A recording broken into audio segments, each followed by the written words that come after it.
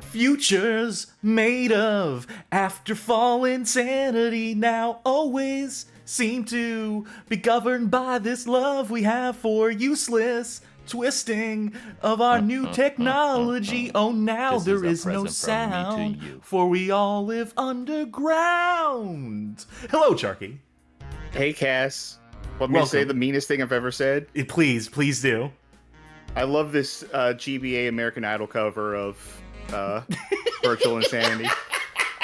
Well, thank you. I aim to please. And thank you to Mega Drivers for re-upping the sub. I could never pretend like I know how to sing. Because fair's fair. No, that is fair. Hello, welcome, one and all. Welcome to the Bad Game Hall of Fame. Welcome to Afterfall Insanity. This is the show in which we play Afterfall Insanity, a game I did not know about up until like a week ago or so. Really? When it was first brought up to us. I owned it, apparently. At some point, I picked this up on Steam. No idea when. This is one I've actually heard of. I knew this back in the day when Slow Beef and Diabetes had the Resupere channel. They did an entire playthrough. Well, they had someone play through this game for them, and they commented over this, and it's been on my radar since then. Well, I know of Resupere. I did not watch that particular playthrough. I'll ask, did they cover the history of this game in that episode? No, I don't believe that they covered any historical events leading up to this. Well, that's what sets the Bad Game Hall of Fame apart from the rest. And boy, howdy, the history of the development of this game was a rabbit hole I didn't know if I was going to stop falling down before the show. It starts at NMA, which is a bad start. Yes, and we'll get into what that abbreviation stands for in due time. But let's get the basic release info out of the way up top. Released November 25th, 2011 worldwide on digital distribution platforms not including Steam. Eventually came to Steam on December 3rd, 2012 in the extended edition capacity, a 2.0 version of the game that we will be playing tonight because there is no preservation on that original release version of this game, sadly.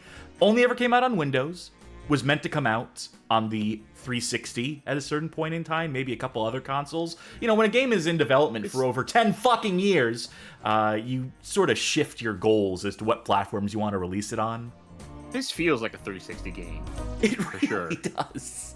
This was developed by Intoxicate Studios, who you have not heard of before. There's a reason for that. And published by Nicholas Entertainment Group, operating out of Poland. Not to be confused with Nicalis, the people who fucked up Cave Story. Different developer. One that is not around to this day. That dissipated for reasons, again, we will get into. Man.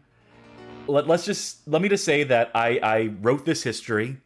I crunched it out in about like 5 hours time. Wrote about 4,000 words, so we have a lot to get into, a lot of sources to link to in chat, so on and so forth. I don't think I'm exaggerating when I say this is one of the wildest development stories I've ever heard, that I've had the pleasure to recount here on the Bad Game Hall of Fame.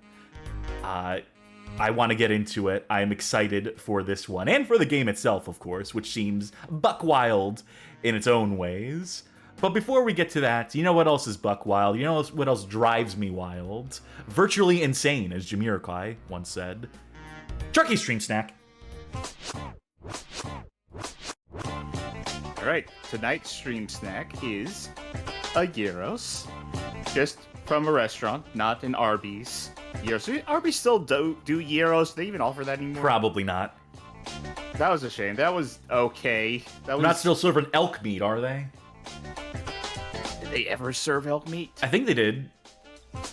One of their many promotional seasonal items.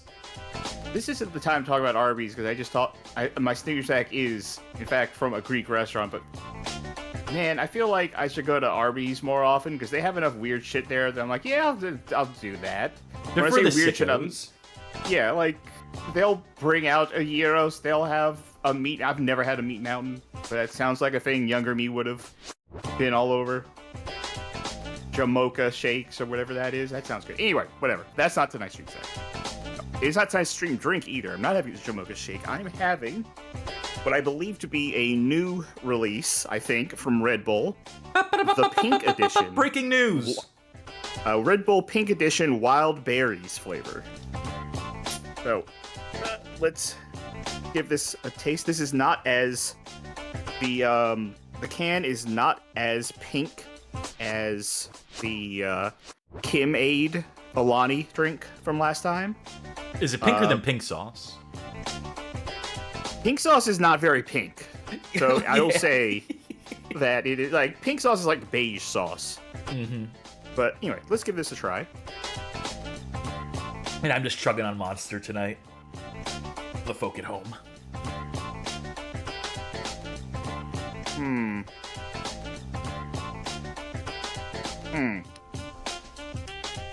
Well, so I used to work at Toys R Us, right?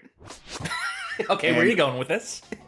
We had the store was segmented off into like girls and boys sections, and at the close to the very front of the stores in the girls section, there was a Claire's. You know, like that store you see in the mall, except it was like a miniature version of it. This tastes like if you looked at a Claire's store and you thought, I wonder what that would taste like. This is what it tastes like. As always, a way with words when it comes to describing food. You know the food words. It's, you know, it is a maybe a little bit of blackberry, maybe a little raspberry, but it almost has a taste like a berry soap, like a mixed berry soft soap. But you know, it doesn't taste like poison, like if you were trying to drink soap. But it's not super pleasant, I'll say that. I've been rewatching a series I enjoy. This is complete tangent, but a series from back in the day called Another Dirty Room by the YouTuber Dan Bell. And they would have a segment, because it would go to dirty motel rooms, and one of the hosts, Rick Serra, would always try the soap, would stick like the bar of soap in in their mouth and rate the flavors on it. Great series. Highly recommend, unless you have a easily upset stomach, because some of those rooms, boy howdy, oh boyo. Is that it for the stream snack? Yeah, that'll do it for the stream snack segment, as we now must look forward to the history of Afterfall InSanity. Cue this screen, and let's set some ambient noise in the background, because this is gonna go a while. Alright, first things first, some concept art. This is some early concept art for a game by the name of Bourgeoisie. Oh, I'm sorry, let me Americanize that a bit. Burgerwazi. Development on this game dates back to 2002. The man seemingly in charge of the project, one Andrzej Intoxicate Kolaska, Intoxicate being his handle online, a resident of Poland. Additional credits to some other names that were involved in the project from this early conceptual period include one Jacob Gert, Maciej Prozinski, and Jacob Rokos. They seem to serve as the longest-standing developers on the project that would eventually become Afterfall. In fact, they are credited in Afterfall not as active developers for reasons we will get into, but they are credited as special thanks for starting this mess. Very special thanks to them. And what we're looking at here, the guy in the middle, I think, is the closest thing to a character that survives into the final version of the game. Believe it or not, of all the character designs here. This is a post-apocalyptic game, by the way. And we'll get into why that is, where the roots of this game idea originate from. Starting with a screenshot, one of the earliest screenshots I could track down for this game. Boy howdy, what does this look like? Well, to me, it looks like a screenshot of a game being developed using the ZED engine, uh, with some subtle cues, subtle notes of Fallout, Hmm. perhaps, as in the original Fallouts 1 and 2 et al.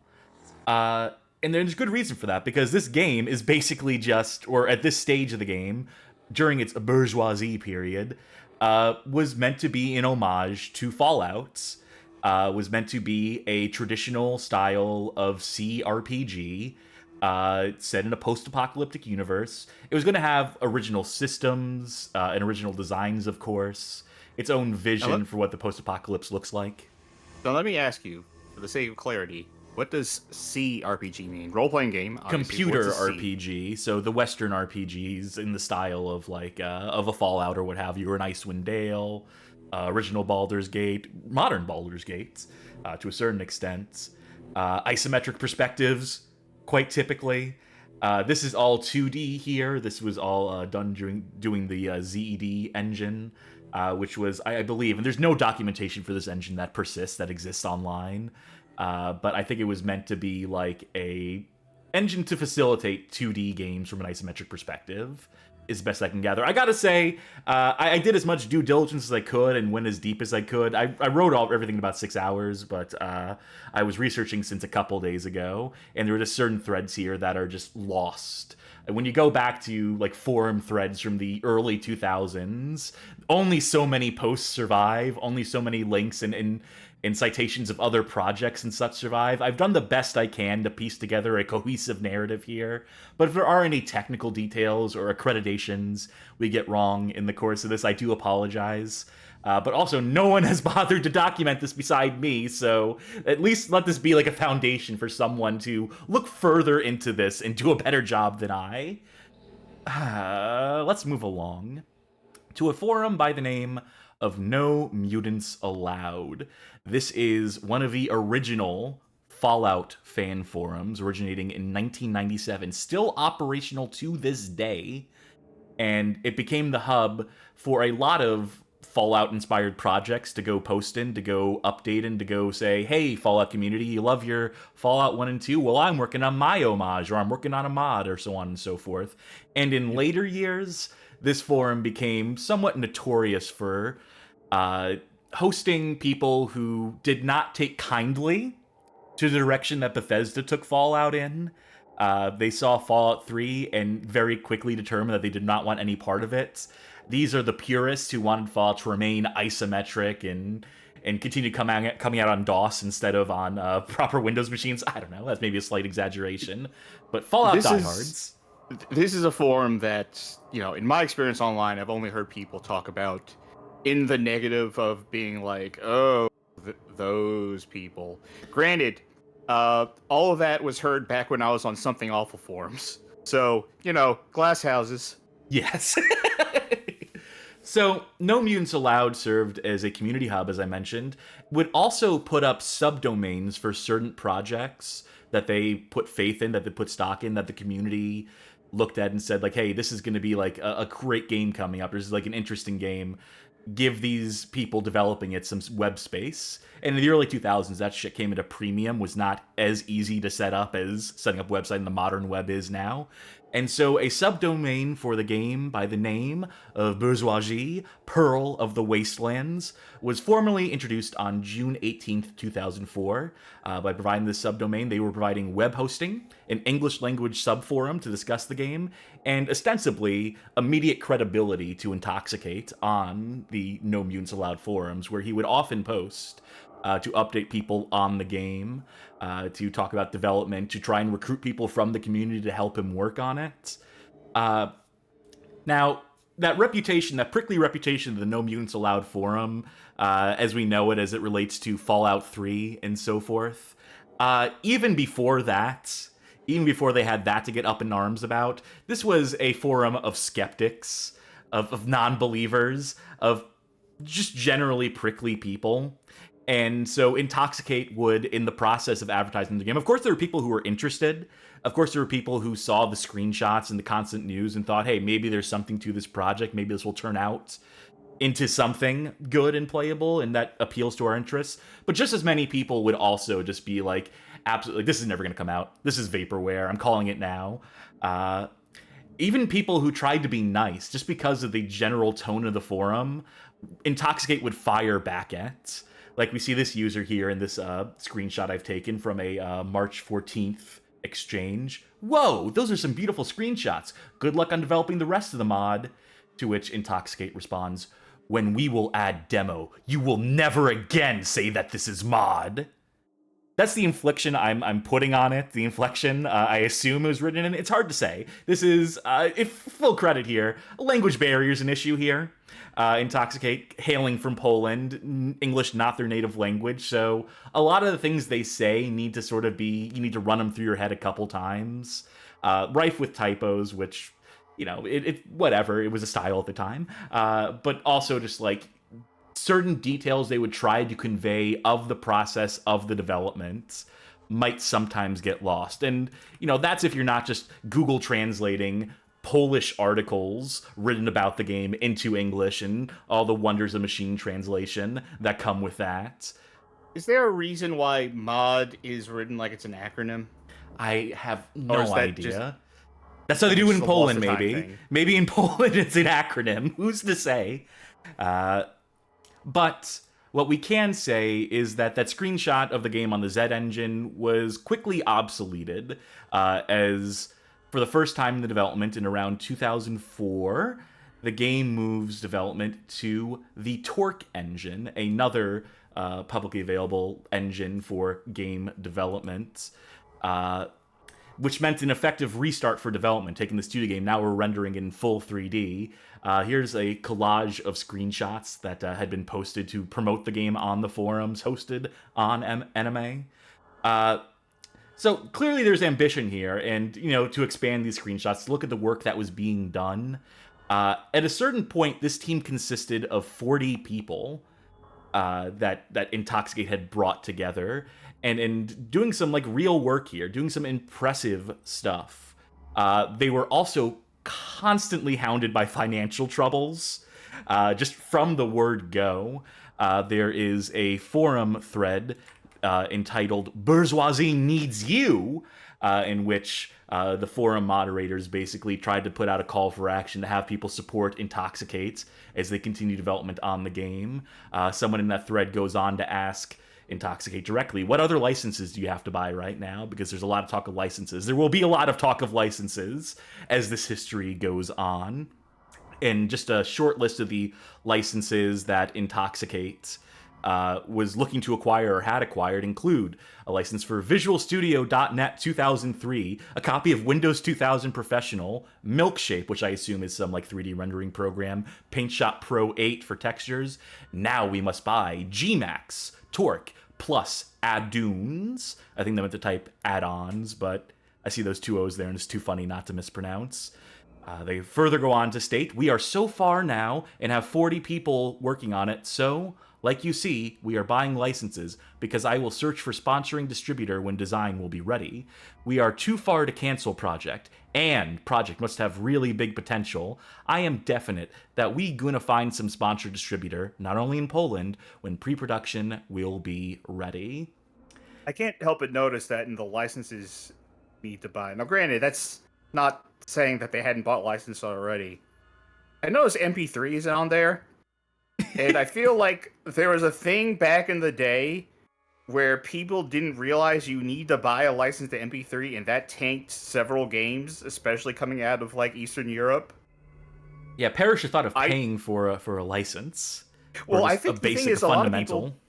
I think the thing is, a lot of people just didn't know that MP3 was a licensed format. Yeah, and you know, there were workarounds. You could use yeah. OGG, you could use any number of things. People did work around that to avoid having to pay that license fee. Yeah. Granted, I don't know if they accounted for that. I don't know if that even plays a part in the story later on. No. I'm just thinking of, there was some game, someone in chat might know what I'm talking about. It was like this Russian space trading game that was like really, really deep, but you like could not get it anymore because they just shipped it without the MP3 license. And they're like, uh-oh, well, sorry everyone. Whoopsies. So I mentioned financial troubles that were constantly dogging them. Another thing they seem to run into that I can't get into the full details of is just endless web hosting problems. At some point, like early on, the host that was hosting their developer forum was due to shut down without any notice, and they had no means of migrating it. Their developer forum was so big that they couldn't just put it on NMA. At some point, they switched from NMA's subdomain to their own dedicated domain at anyswat.pl. And again, I apologize for any Polish mispronunciations here. That seems to have been an amicable split. The forum continued to advertise freely for Afterfall and keep tabs on it. Eventually, they moved to another host, afterfall.pl, in around 2006, 2008. There's like roughly a dozen changes of domain, which just an early aside here, that constantly changing the central hub of the game you are working on and also constantly changing the name, never good. You gotta try to establish that shit as early as possible and lock it in, because if you just keep changing the name of your game and where people can find out information about it, and development keeps dragging on, it becomes impossible to keep track of it. And it was certainly like impossible to keep any sort of like running idea of like where I would need to look to on the Wayback Machine, because all these websites are long since defunct as well, of course. I mean, that is part of the problem of just hosting things online, is that you're kind of at the whims of whoever's doing the hosting. So if something decides like, oh, we're not going to hold this anymore, then, it comes as a surprise. You're like, oops, got to move all of this stuff somewhere else. Folks, don't forget to back up your Twitch highlights in the next 2 months. So, money troubles, server troubles, all these things happening to a poor independent team who's just doing their best to not only make this dream game come to fruition, but also having to negotiate and navigate the world of companies and hosting and real world money. But there steps up an angel to save them at a certain point. A company that steps in and offers to take care of funding the game and hosting and managing. That company is one Nicholas Games, a Polish developer formed in around 2004 by one Tomasz Majika, prior to picking up the Afterfall or Bourgeoisie license as it was at the time. They were responsible for the distribution of games like Half-Life 2 and Flatout in Poland. So they would publish and distribute those games, make the box copies, so on and so forth. They also developed their own original games, or not original, they were licensed games mostly. One of note here is apparently based on a popular Polish adult animation series, Latkia Mok, which is apparently some Lord of the Flies type deal as an adult cartoon. The point is that Nicholas Games had some amount of clout in the Polish gaming industry, and when news of their acquiring Intoxicate came to be, people were optimistic, including Intoxicate himself. I'm going to post this link here. And by the way, all links that we're posting in the chat right now, all our sources will be in the description of the YouTube video as well if you happen to be watching this on YouTube down the line. This is from a forum thread titled Afterfall Finally Found Full Future Funding. I like the alliteration there. In summary, the post-apocalyptic alternative history role-playing game is not going to go down easily, as its developers, Intoxicate Interactive, were recently hired by Nicholas Games, a Polish interactive software publisher, and reformed into a fully fledged development studio, Nicholas Games Intoxicate. What does that mean for us gamers? Simply put, one of the biggest independent projects that has been in development for the past 3 years will quite probably arrive at its destination, and, according to Nicholas Games, it will feature ability to create and develop the player character, playing him using possibilities never before seen, an engaging, non-linear, and twisting plot where every choice has consequences, hundreds of quests to do, and several organizations to join, a dynamic turn-based combat system against people and vehicles, a random mutation system, and cybernetic implants and prosthetics, about 200 weapon models and over 1,000 items with the ability to craft and modify some of them, excellent graphics and realistic physics provided by the Modern Engine. This might be a me thing. It's probably a you thing too. But anytime I see a game advertised we have over 200 weapons and 1,000 items, in my head I'm just like, oh, yeah, no thanks. Never granted, 1,000 items could also mean like there's a mug in this room, there's a photo frame in this room. But generally, when a game like starts advertising like all this crafting and all these millions of combinations of weapons, like I'm at the point in my life now. I'm just like Instantly skeptical. Instantly skeptical, but also like give me 7 weapons. One of them is a rocket launcher. I'll be good. Intoxicate himself came to the forums, posted in this thread to say this. Well, I'll tell you something. Afterfall is a CRPG made by fans of Post-Apopo for Post-Apopo fans. And we're making Afterfall for PCs, Linux accepted, not consoles. We got full funding and we're ready to rock. So calm down. There is a great game coming. So, first order of business for Nicholas, newly in charge: scrap everything, steal the studio out from underneath Intoxicate, and move forward with a survival horror third-person shooter under the codename Rascal. It's so quick. The way the tables turn here is so sudden. Okay. We move along. So, there is a new move to a new dedicated website in around November 2009, afterfalluniverse.com. It is archived on the Wayback Machine, and a post on the front page reads, "Welcome to the Afterfall universe. First of all, we want to thank you for your patience during the time since we disappeared from the web. Afterfall was never discontinued. We just have some problems with the website. Now, we are happy to tell you that we are closer to success than ever before. We are happy to introduce our new website and our first project, Rascal, draft title. This survival horror will prepare you for our amazing universe that has been built for almost 7 years by many people. News, screens, movies, and features of our universe and games will appear in time." That is a post credited to the Nicholas Intoxicate team. For Intoxicate's part, there was a thread on the NMA forums titled "Afterfall Still Coming." Still awesome, not written by Intoxicate themselves, but by one of the forum moderators, which Intoxicate felt the need to go into the thread and post his last ever post on these forums, by the way, April 8th, 2010. This game is an FPS without CRPG elements. Afterfall is dead, and they have stoled Intoxicate Interactive Vision. It's business, and Afterfall lose the fight year ago. I'm not working there for a year, but I know that we need to wait 5 to 10 years for a CRPG. Cheers! So, what I think he means to say here is that he basically got laid off in 2009 from the studio that bears his fucking username. It's called Intoxicate Studios after this dude. And they just, like, got rid of him so they could own the ideas, so they could own the intellectual property to the Afterfall universe and do basically whatever the fuck they wanted with it. Certainly not a CRPG, because where's the market for that in 2010? Fallout 3, I think, is already out by this point.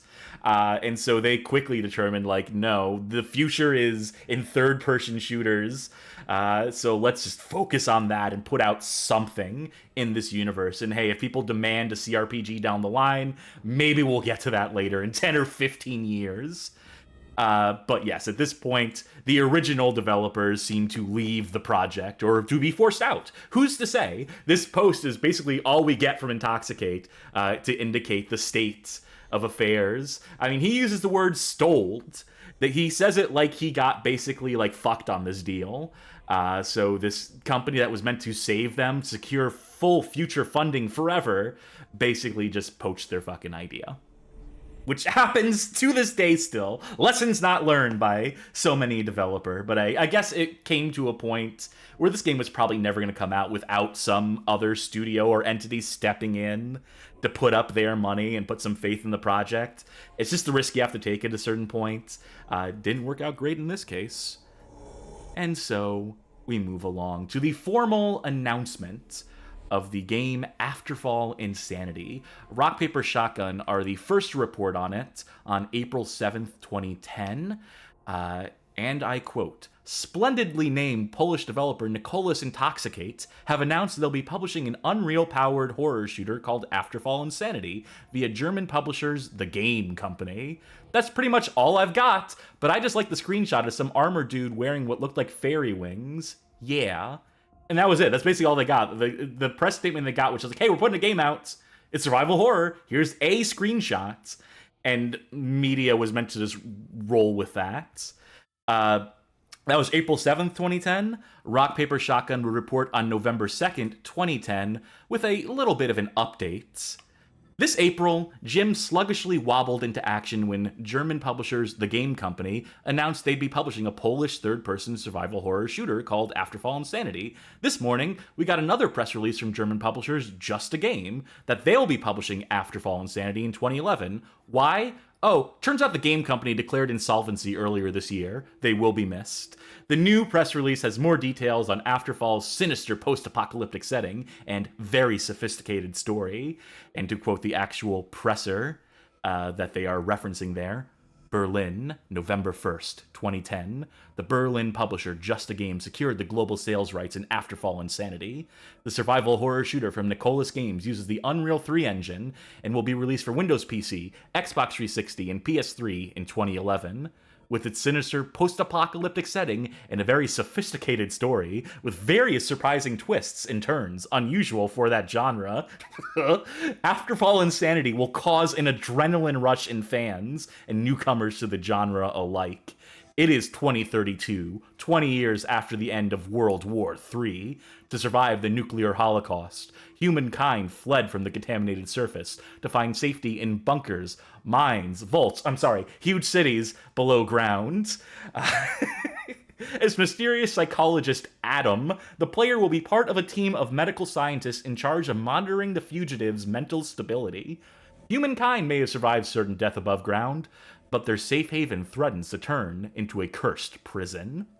In this third-person shooter, the player will fight mutants and hostile war victims in the dreary ruins of once beautiful cities and in the refuges below former European metropolises to discover a horrible truth. However, if he does not face his greatest weaknesses and deepest fears, the player will not survive the claustrophobic depths of the underground from which there is no escape, and where the darkness hides more secrets than just the madness of its inhabitants. So Fallout 3, we mentioned, again, a great time to pivot, a great time to pivot your genre, but still keeping a lot of those Fallout themes intact, the idea of underground dwellers, underground societies surviving the apocalypse, then eventually working their way back to the surface to find, like, oh, shit's fucked, but it's inhabitable, I guess. So still keeping those elements of the plot intact, even as the game itself has rapidly shifted in vision, and also switched to Unreal 3 engine. So I think it's been like 3 or 4 engine changes so far, 4 or 5 name changes at different points. Hey, at least now this is the vision they commit to, that Nicolas Games and Intoxicate Studio will actually see through to some form of completion. I think there's some name changes and other details that get changed between this vision of the game and the final product, but, you know, at the very least, they have an idea, a concept that they will now commit to, and they have an idea as to how to promote it. So, there's a pre-order campaign that begins on October 2011 to generate interest in the game, wherein players can pre-order the game for $1. Why $1? Well, the Afterfall InSanity website happened to host a video, a message from the developers explaining this brilliant marketing ploy. Sharky, are you ready to meet the team behind Afterfall InSanity? Are you ready to discover why $1? Yeah, why $1? Well, let's find out. I'm going to have to switch to 16:9 for this. I'm going to get a video loaded up here. Yes. 2011 HD video. Give me just a second to set this up. Yeah, there we go. All right.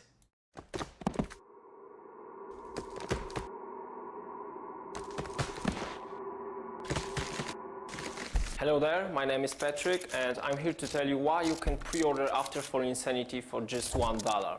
Don't look surprised, it's a real deal. In fact, you also get the original soundtrack as a bonus. So the game and the soundtrack for a single $1 is the same price as the most Justin Bieber songs on iTunes.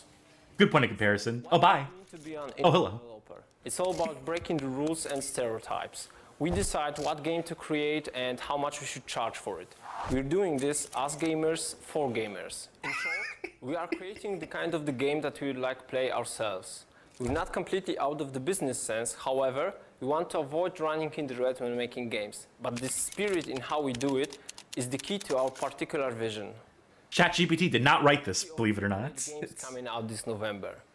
We understand that we'll probably go and buy the new Call of Duty, Assassin's Creed, or Battlefield. Heck, we'll probably buy them too because we are gamers, and this is why we are proposing this crazy deal. Okay, so let's talk about the why. It is kind of a bet.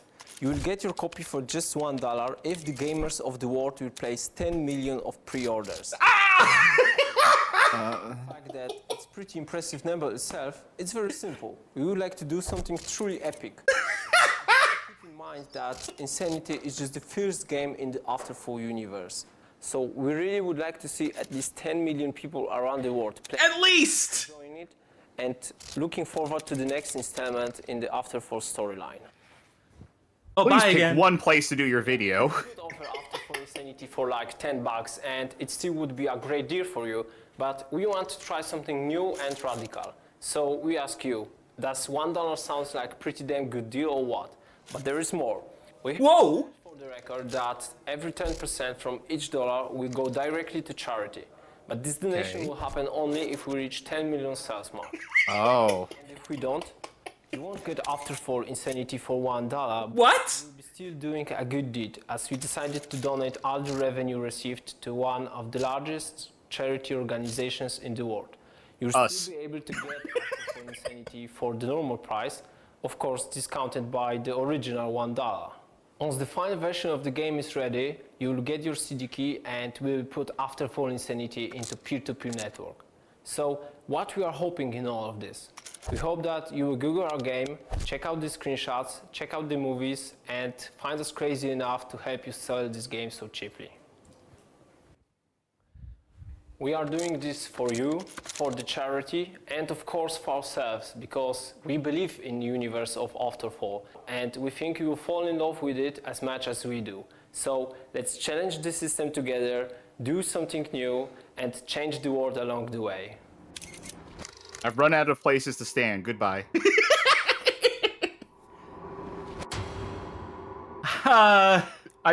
I feel like it's appropriate enough that that video had enough kinetic typography to contain a bunch of like fucking Steiner math. So, to recap, the Please. why $1, the idea was that if they could secure 10 million pre-orders for this game at $1 a pop, they would honor that deal.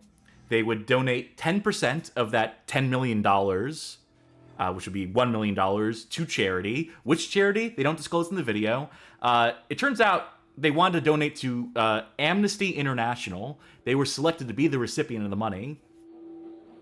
Turns out that Amnesty International, they declined. They said no. They said that the game's brutality isn't compatible with their ideology. So that wasn't going to happen at any point, I guess. I guess they just kind of made that claim without asking anyone. And, okay. So, first of all, let's just say that I don't think they ever intended or expected the game to get 10 million pre-orders. Let's just put that out there, put that on the table, that this is a publicity stunt. Of course this is a publicity stunt. Of course this was never actually expected to go through, and that all the money that they would have potentially gained from this, they did say that they would donate to charity, and I couldn't find whether they honored that or not. I couldn't find anything concrete on where that money actually went, however much money they managed to make. They didn't give that number out either, as far as I can vet, as to how much they managed to raise through this campaign. But the idea was that failing to meet that impossible number, that everyone who did pre-order who put the dollar down, in addition to that money going to charity, knowing that they've done a good thing, would get $1 off of the discount code for the game itself when it launched. They'd be able to save that $1 or put that $1 towards the game rather. Eventually, I think they realized that this promotional stunt looked bad, made them look foolish, made them look like kind of scumbags for basically bait and switching people. So at some point, people who did pre-order as part of this campaign were offered, instead of just getting $1 off, they got a 50% discount off, along with a free copy of the soundtrack. So they did at least do a little more to honor people who did take part in this stupid campaign. But yeah, just for the price of a Justin Bieber song, Sharky. Why? That's a crazy rate for a game that's going to be so content-packed. Any comments on this? Because I'm still flabbergasted by this.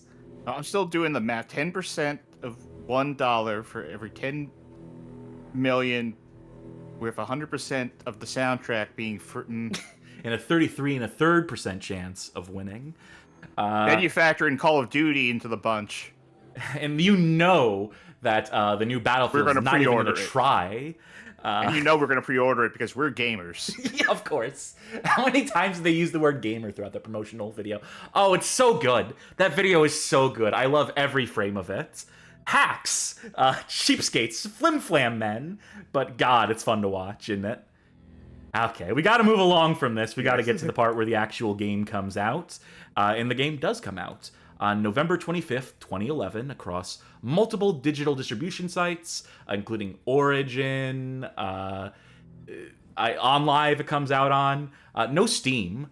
Remember, this is 2011. Not every game came out on Steam at this time. You had to pay them a fee to get it on Steam, you see. So they just didn't launch it on fucking Steam to begin with. And reviews shortly after the release began to trickle in, and they were none too kind for this initially released original version of the game. Anthony Gallegos, on behalf of IGN, would score the game a 4.5 out of 10 in his review. I will link that here. And to summate, you need a clear, unified vision to shape a game into something that makes sense and compels the player to see it through to the end, but scares and gameplay in Afterfall fall flat, as scene after scene repeat the same notes, turning what could have been a spine-chilling adventure into a treadmill to an unsatisfying finish. The lesson to be learned here isn't that smaller developers can't make awesome games, but if they want to make something truly great, it probably shouldn't come from a consensus of people scattered. Multiple personalities in the mind or in game design apparently result in nothing short of madness, and not the good kind either. Yeah. Another review that I'm going to quote from here, the lowest scoring review was a 2.8 out of 10 from Game Chronicles, written by one Bryce Bombeke, who writes, I don't know. I guess I have come to expect something unique and interesting from my indie games, something that makes them stand out apart from the blockbusters. If you just try to take something that the big blockbuster games do, really well, I might add, and do it half-assed, I'm not going to be impressed. Even if it only costs $1, and you won't get my dollar, and neither will your unnamed charity. When it all comes down to it, this game makes me think of the old saying that if something seems too good to be true, it probably is. So, if you hear about a game that's being sold for $1, unless we're talking about Angry Birds, you're probably not getting the next big thing. What you're getting is $1 worth of gameplay wrapped up in a shiny package to make it seem like something more than what it is. I feel sort of bad ripping this game so badly, but I went into it really hoping to be blown away, and came away feeling like I, and anyone else unfortunate enough to have fallen for their ruse, had been duped. So, not the warmest reception. I think the highest scores registered in somewhere like the 70s. Underwhelming. And bear in mind, this is the original release version of the game, which basically, surprising number of reviews for a game that was not widely available. People had to search for this game. You had to order box copies of it or go to those lesser known, lesser established digital distribution platforms and know to look for it. They didn't really market this game. There's reasons for that. We'll get into those in due time. But even these people who went out of their way to try and track this down, that promotional campaign was the biggest thing, that $1 campaign was the thing that put it on the radar of people. I think it made the front page of Reddit at some point, for whatever the fuck that's worth in 2011. But yeah, this version of the game, though, would not last for long. Very quickly, Nicholas would say, okay, We recognize that this initial version of the game is getting ravaged. Let's vow to continue supporting it, update it, put out a 2.0 version of it. This leads to the announcement of the Afterfall InSanity Extended Edition, a March 5th, 2012 post on the AfterfallUniverse.com website would detail the changes to be made in the upcoming Extended Edition patch. To quote, "In the third quarter of this year, Afterfall InSanity will undergo a revival. Thanks to the Extended Edition, which will be delivered to the players by Nicalis Games SA and Intoxicate Studios, creators of the game, you will be able to revisit the sheltered glory and face the psychosis of the post-nuclear society one more time. The edition, symbolically called 2.0, will contain a lot of improvements to the basic version of the game. The PC version will be distributed in a form of a free patch for those who already bought Afterfall InSanity. The Xbox 360 version will include all of the improvements. One of the most important changes will be more dynamic and intuitive fight system. The protagonist of the game, Albert Tokaj, is much more deft now, both as far as his movements and attacks are concerned. Animations also underwent some changes, both in gameplay and in cutscenes. The game for Xbox 360 will already include all the improvements of the Extended Edition. Users of the Microsoft Game System will receive a product improved according to gamers' expectations.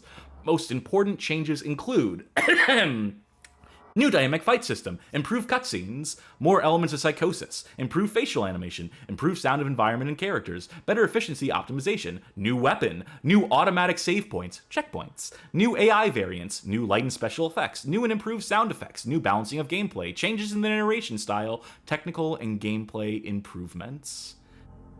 I just want to say that I managed to track down at the very least footage of the original release of Afterfall InSanity.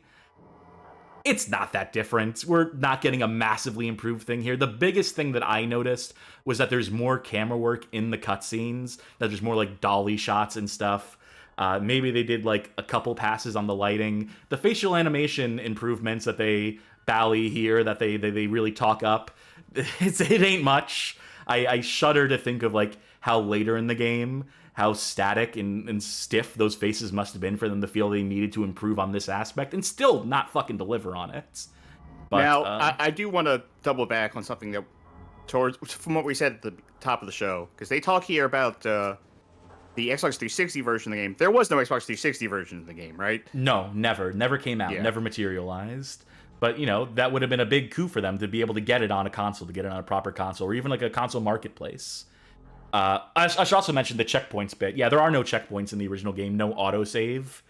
So that was something that they desperately needed to add for folk who weren't inclined to just constantly be quick saving. So it is good that we have that we get to benefit from that when we play the game later in the show. But yeah, mid-July, the release date of this patch, this 2.0, was revealed to be July 26, 2012. Came out a day late, whatever, no big deal. To get it on Steam, though, which was like really the biggest thing about this, they had to go through the Steam Greenlight process. Remember Steam Greenlight? Yeah, you remember how people were worried that Steam Greenlight was gonna like just let a bunch of trash through on Steam? Thank God we curbed that. Thank God we got in the way of that, huh? So the game was in fact greenlit on October 15th, 2012, and ultimately released on Steam December 3rd, 2012. A Greenlight success story! Hooray! Like air control. Folks, watch our playthrough of that, please. Alright, so this Enhanced Edition comes out, and no one cares. No one really covers it. And the few people who do, including one James Stephanie Sterling, writing on behalf of the Structoid, would only see fit to give it something like a 3 out of 10. To quote them in their review of this, specifically the Extended Edition of the game, InSanity was never going to be a great game. It would have struggled to be considered a good one. It did, however, have that certain special something, possessed of enough charisma to at least make me debate whether or not it was a bad game. That is, until the gear shift in rapid decline, at which point I gave up trying to be nice and settled in for an absolutely terrible time. It's a shame, because it had its hands on all the tools necessary for underground success, but failed to prove itself consistent enough to stand out from all the other obscure, low-budget, bottom-feeding action games on the market. Thank you for that classic bit of sterling hyperbole. They still continue to support the game, though, despite the fact that this comes out. Because remember, they still have the universe. They still have the Afterfall universe they wanted to develop more games for. This is always meant as an introduction to that universe. So they continued to want to try and make good at Nicalis games. To that end, they put out a free DLC for the game called Dirty Arena. It was announced and released exclusively for the Steam version of the game in February 2013. I guess you can gather it's just like a survival mode for the game, where you fight against endless waves of enemies and occasional like mini bosses and boss fights. Then they did something really stupid, which would make sense, like as I explained the concept of it. They released the DLC, they repackaged it and re-released it as a standalone game under the title Afterfall InSanity Dirty Arena Edition on May 9th, 2013. So they confused the SKUs there. So while you could briefly play it as like DLC for the game, they eventually broke it out into its own separate executable, its own entry on the Steam store. So people that wanted to like, you know, skip the campaign part and just experience the game, it was intended to put it in their hands that much cheaper, that much quicker, right? But ultimately what it does the arena is, mode that everyone was clamoring for, like everyone out there was going like, oh, you know what, I don't like Afterfall Insanity, but that horde mode though, I wish they released that as a separate thing. I want you to play the horde mode. I don't know why they thought that was the thing that was going to save the reputation of the game. It didn't. But they still have this IP. They still have their universe. They still had a dream. And they would commit to that as well. And begin work on a sequel game. October 19th, 2012, so this is before the game had even launched, they announced that a sequel to Afterfall Insanity was already in development. They created a Facebook page, a Facebook group titled Pearl of the Wasteland, harkening back to the original title of the strategy game design, The Bourgeoisie Days. This game that they were working on, cooking up, was to be titled Afterfall Pearl of the Wasteland. However, the title of the game was later changed to Afterfall Reconquest due to a change in the format of the game, which is to say that they promised it as being a strategy game initially, and then again decided to not do a strategy game, do another fucking third-person shooter. So they just, every time they tease, like, we're finally making the game that people actually wanted, like, 10 years ago. Remember 10 years ago? We're finally doing that, and we're not. And it's just another third-person shooter that no one is asking for. By the way, can I say the No Mutants Allowed people fucking detested all this shit. They, like, the second it was announced that the Rascal version of the game was announced, the third-person version, everyone simultaneously was like, well, fuck this. Why would we give a shit? You took away the thing that we were looking forward to, the thing that we were on the ground floor of, and, like, fuck you for doing this, and fuck the horse you rode in on. So they had no support from that community, fickle as they may be, for as little as that's worth. And of course, 2012, 2013, you know what game was popular around this time? That Walking Dead Telltale series. And so the decision was made that Afterfall Reconquest would be an episodic game, as was the style at the time, to consist of 9 episodes, each focusing on different overlapping scenarios. Cart before the horse. You love to see it. So how many games out there? How many major enough to be released like on a console or a Steam page? How many games out there do you think are episode 1 and that's it? I can think of a few. Ibn Battuta, which we played. Yeah. I remember a game by the name of Blues and Bullets, which made it all the way to episode 2 of a Plan 5. Oh, wow. Before they gave up. It's a big accomplishment on their part. Yeah, lots. Countless games that only made it as far as their episode 1. I think Blade Kitten actually ended up getting an episode 2 eventually. Yeah, like That a was one decade I thought later. Yeah. So, July 24th, 2014, Intoxicate Studios released an early access version of Afterfall Reconquest, containing a small part of the game's first intended episode.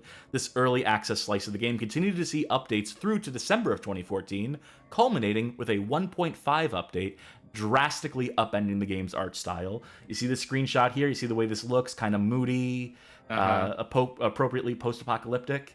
Gray. Oh. And high contrast black and white with red, with notes of red. This is a comparison of before and after 1.5. That's a... It's like we're in the Saboteur with Bloom. What I think of immediately, and what they may very well have taken some amount of influence from, does anyone remember a game by the name of Betrayer by Black Powder Games?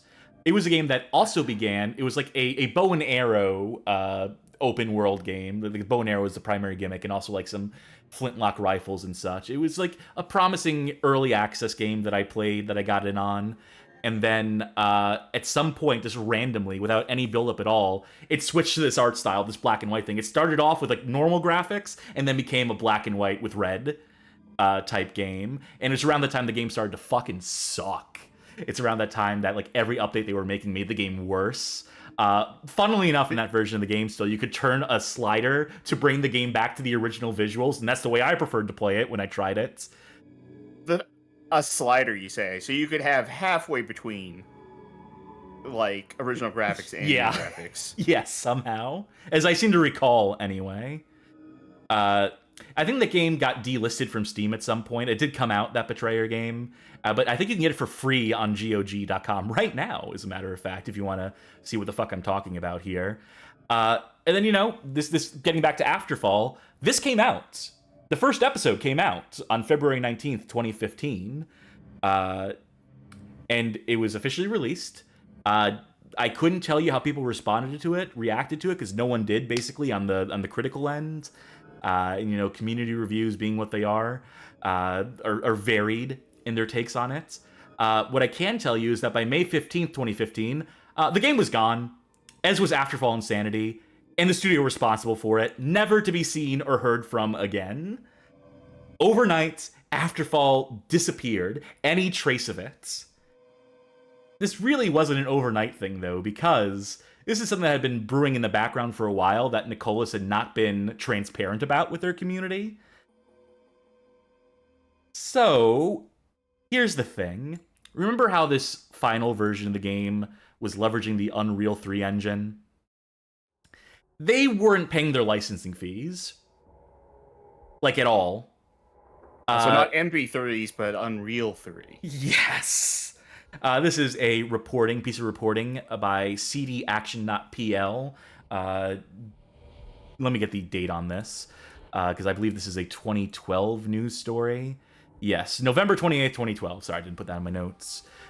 They go on to report that Afterfall InSanity is based on the Unreal Engine 3. On April 3rd, 2011, Nicholas Games signed an agreement with Epic Games to use the studio technology in its project. It assumed that the Katowice company, that's the location of their offices, would make an appropriate payment after completion of work on the game, and then, on the basis of sales data, it would pay a license fee every quarter. A few months later, on October 14th, 2011, another agreement was signed under which Epic Games pledged to provide technical support for the next 2 years.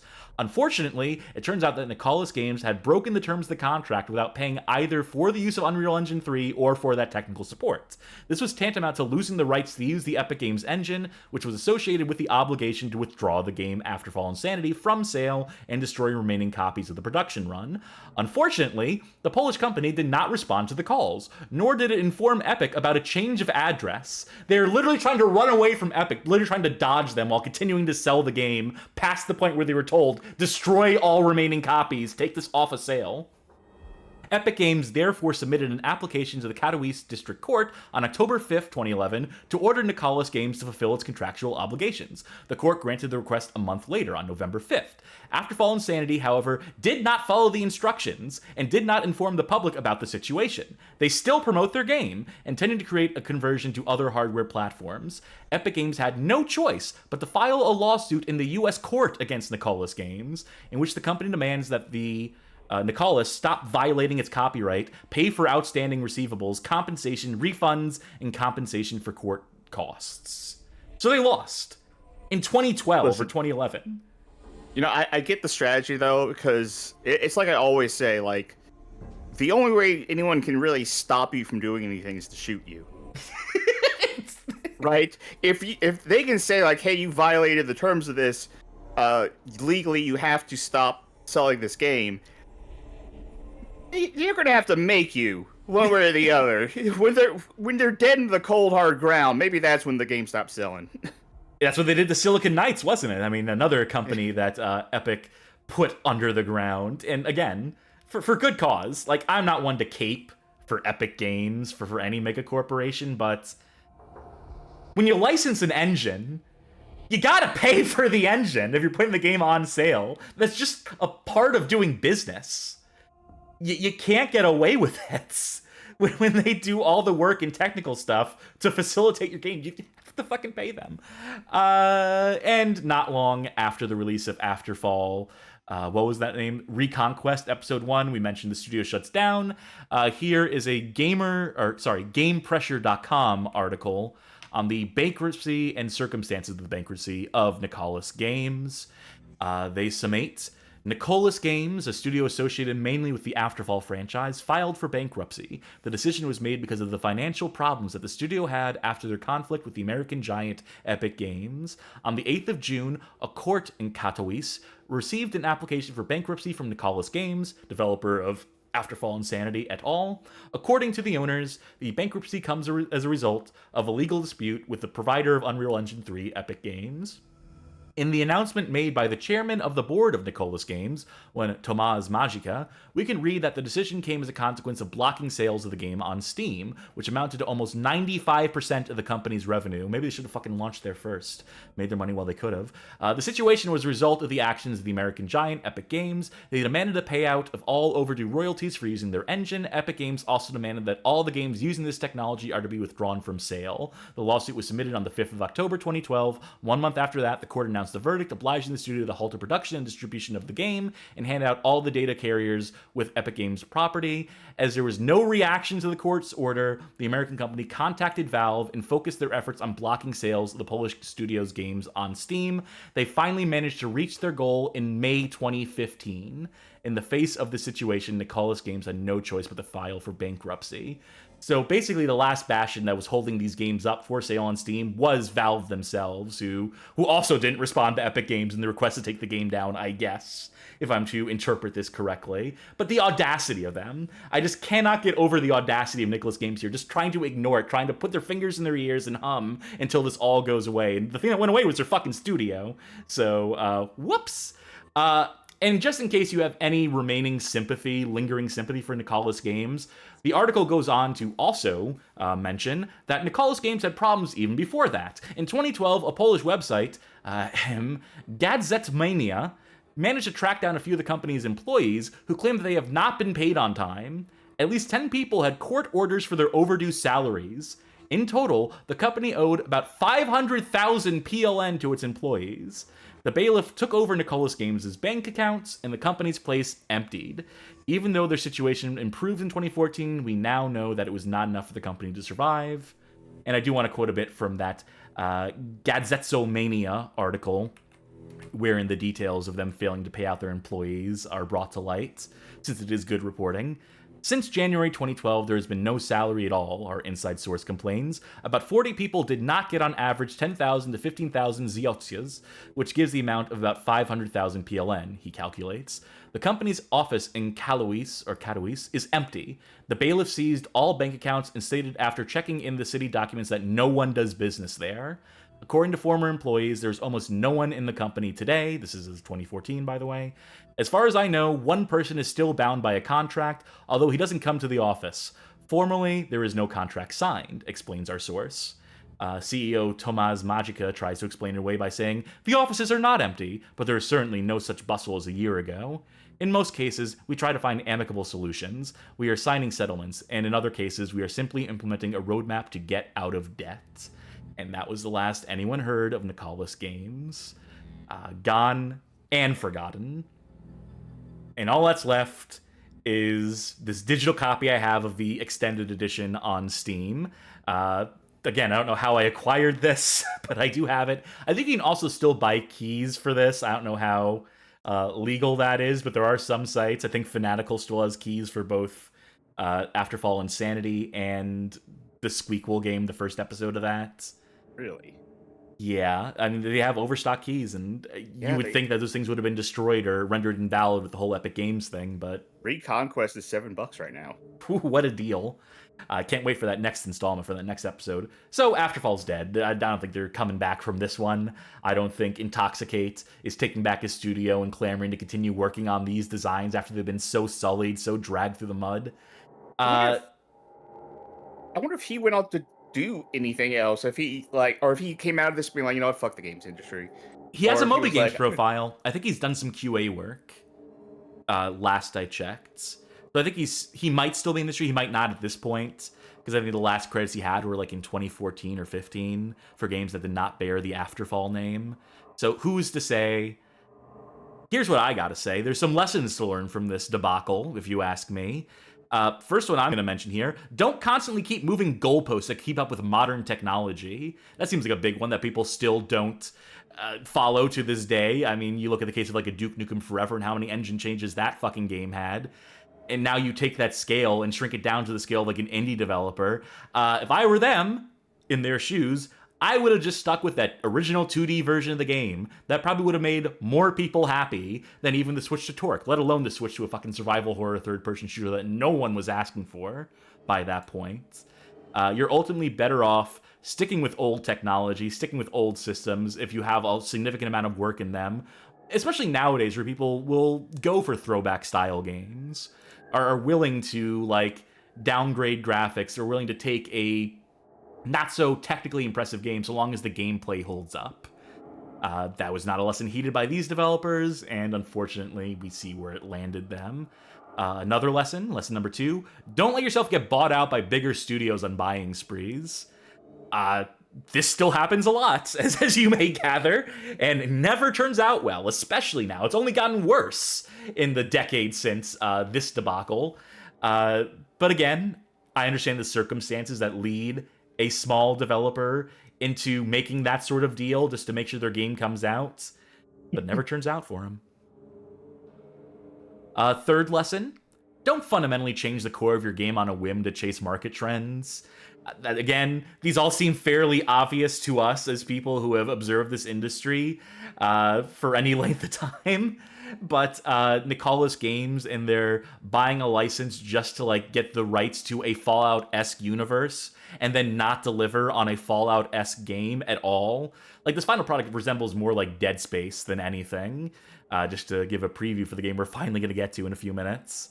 Yeah, completely bungled this, completely wasted the potential of these ideas that had been fostered and developed over the course of like 6 or 7 years when they first acquired the license for themselves. Just throw all that shit out to put out a game that, again, no one was asking for. And as a final lesson, and maybe this is the most important one, pay your fucking employees and pay your licensing fees. Otherwise, the game don't come out. Or if it does come out, no one wants it, because it's made haphazardly by people who are not getting paid, who are not the most motivated of employees, as it turns out.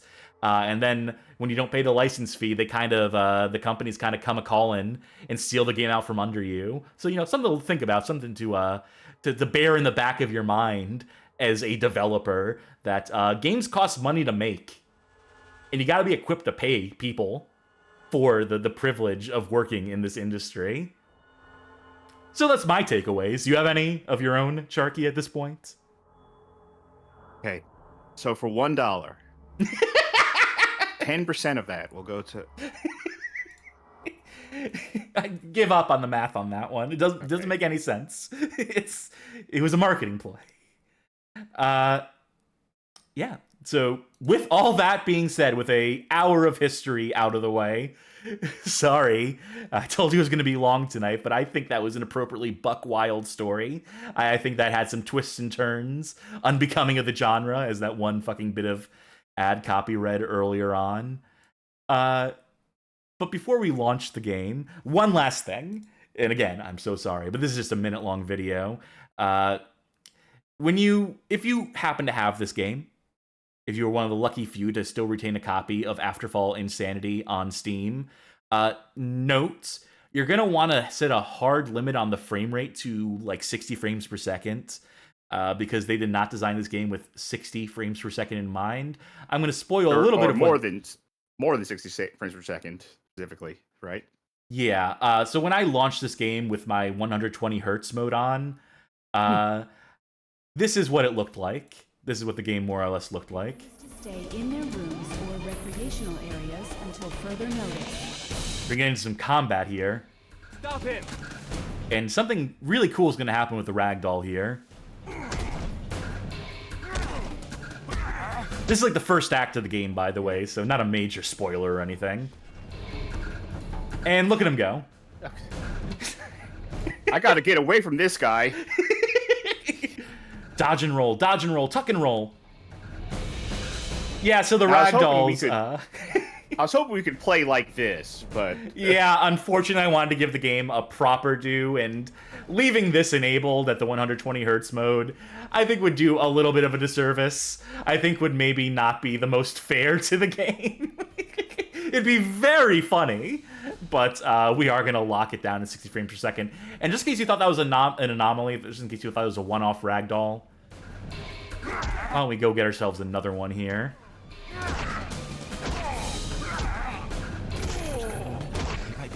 Too. Yeah, it affects every ragdoll, and there's a lot of people you're killing in this game, so you kind of need the ragdolls to function properly. I don't know if there's like a turret section where you gotta mow guys down, but I'd love to see that.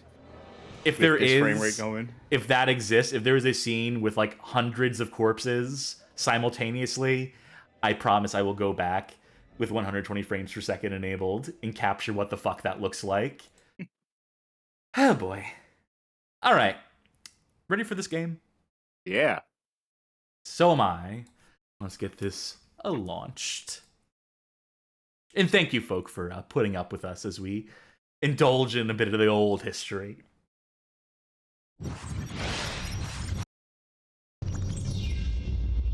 Really unfortunate abbreviation, I just gotta say.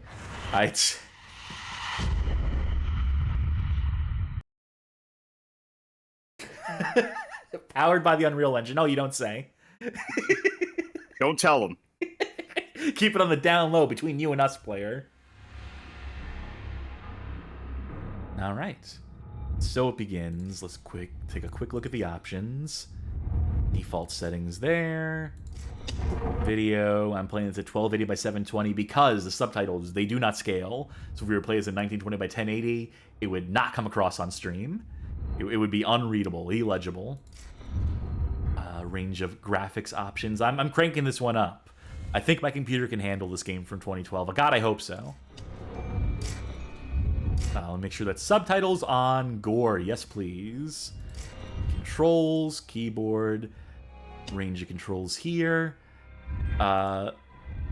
Mercifully, there is also... well, yeah, I didn't change anything, but thank you, game. There are also controllers, so if Sharky needs to take over at any point or see the game for themselves, we can just pass that off on the fly with our setup. All right.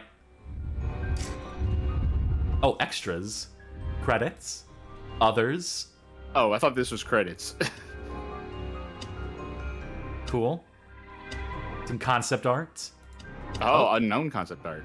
Ooh, we're gonna have to unlock that. Looking forward to seeing more of the concept arts.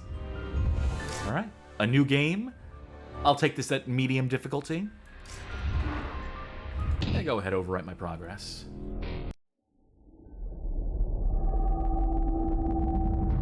Alt history. I don't think Germany wins the war in this timeline, but I think they developed nuclear weapons early. It is the main change. Oh, there's a fusion bomb. Entropy.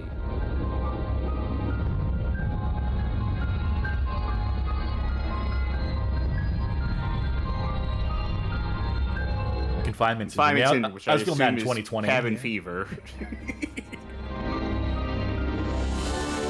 A plague that could lead to Afterfall. No, sorry, InSanity.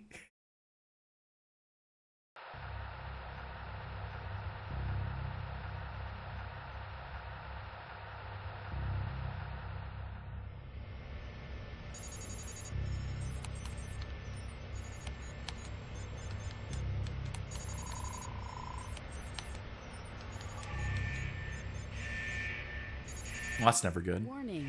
Contamination detected. Lockdown is in effect. Please wait until the contamination is removed.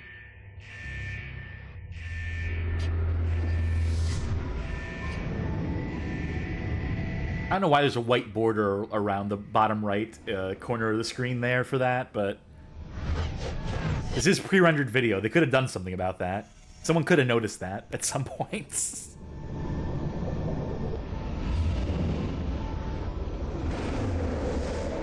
I don't really need these sessions, but the Colonel is very specific about regular examinations in the shelter space. That's why... Hey, are you listening to me, Doc? Sorry, I might have missed something. Can we finish tomorrow morning? Worst therapist. Okay, I guess. I've not been sleeping well lately, and you're my 8th patient today. I understand.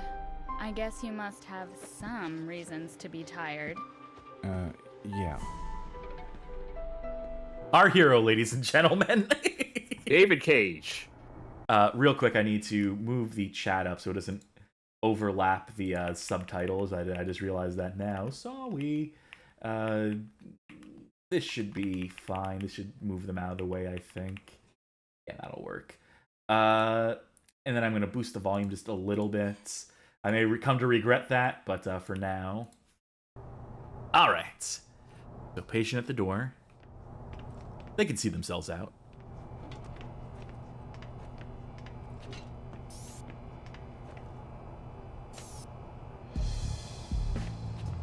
I feel like if you want to try and keep, like, the general mood, because if you're going to be living in an underground shelter, you have to, like, decorate it and have a color scheme that is going to soothe people, you know, not get them on edge, because there's a whole bunch of color theory around this sort of stuff. What I'm just saying is, like, only having red highlights on everything is maybe not the best choice if you want people to not lose their cool. Perhaps not. Also, what is this bathroom missing? Well, look, you don't know what future toilets look like. That's true. It could be that trash can. It could go directly into the waste receptacle for all I know. It could be, you see the shower thing? Oh, yeah. You see those grates? You could just, like, slide them open and do your business while you shower. It could be like a Death you ever see Stranding those, thing where they collect the samples. You ever see those videos of, like 3D modeled home decorations where, like, Little John lived with his entire family of 10 billion people, but only had a 10 square foot coffin to live in? And those videos? I think you've shown me a couple. Yeah. Like, everything in here just slides in and slides out and becomes different things. What's this lady still doing here? Surprise, surprise. Door won't work, just like the therapy.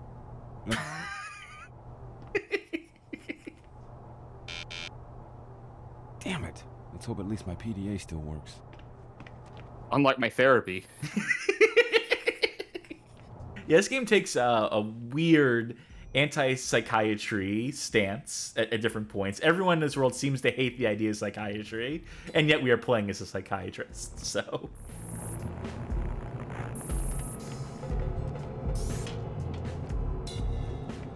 Press F? No, it's actually tab, I believe. We have this little radar here that leads us to our objectives if we hold down the tab button. Doctor. Yes? Yes, Dr. Tokai here, but... You're a shrink, aren't you? Do you have a minute? Now's not a good... Sir, you're gonna have to put your camera in a better position for the Zoom call. Yeah, telehealth Or has strict requirements. Your lamp. But it Yeah. sure felt great to do something about it at last.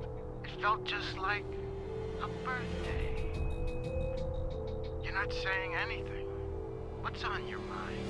I'm usually the one to ask this question. You sound tired, Doc. Go back to sleep. Don't mind if I do. Who the hell was that? Sounded like a real nut job. In my professional opinion. Where did she... In my opinion, as a therapist, he sounds cuckoo bananas. Magic Meow's asked, by the way, does this game have a weird slight VHS effect? Yes, it does. On occasion. Hacking minigame. The hack a device, use your PDA codebreaker program, use WSAD to breach each security level. Okay. This is like Simon Says, in that I believe press... you mean... Uh-oh. You press the button? I pressed a button. I'm pressing D repeatedly. Okay. The first key I need to press is D. The second I need to press, not W, not A, S. Now let's guess the next one. And if we fuck up, it's back to the first one. So let me try. Yeah, go ahead. Good luck.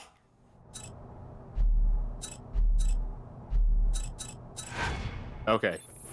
It's like Simon Says, but they don't tell you what the fucking buttons you need to press in what order are. Yeah, it's just like you have a 1 in 4 chance to get it right. And then if you get that right, you have another 1-4 chance, and just like bang your head against that until you get all of them. Horrible. You're in today. I hope they'll fix it. No subtitles for this incidental dialogue, unfortunately. If we want to listen to people's chatter, we just have to perk up our ears and listen. Oh, what soda we got for sale? We have Amber. I'm worried about my brother. Just Amber. Do you think Not that's much like selection. Like Amber makes me think it's like a beer.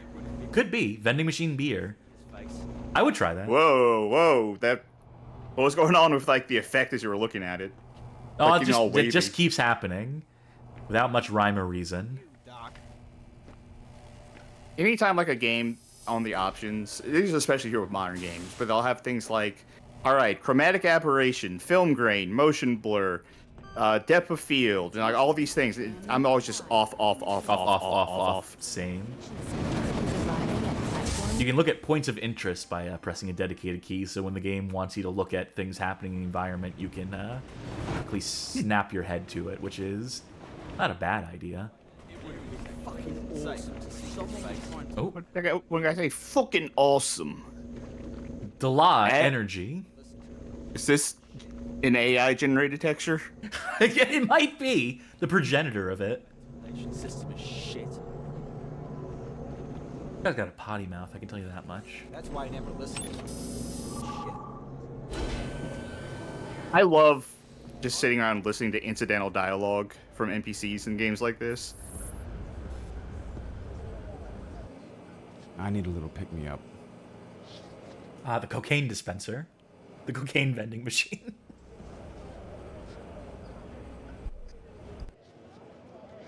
Ugh. Okay. Fruto? Shit. I meant to click M&M's, but I clicked shit. Hi, Albert. Kick it. That usually works. Well, not today, apparently.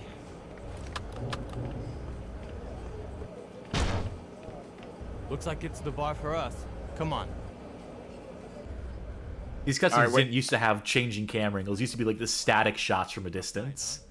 Well, I think I do want to see real quick. to me finally. Believe me. Oh, never mind. People are depressed. I think the Colonel planned it all wrong. But you're the shrink. You know all this. He didn't even care that you weren't there. He's having this conversation with himself. He's like the sound of his own voice. What did you want me to look at, out of curiosity? Oh, I just wanted to see what the sodas were. There's one called Fruto? Lord of the drinks. Fruto Lord of the Drinks. Sorry, I'm glad we looked at this. Yes, absolutely. Can we order one? Oh, there you go. You got your refresher.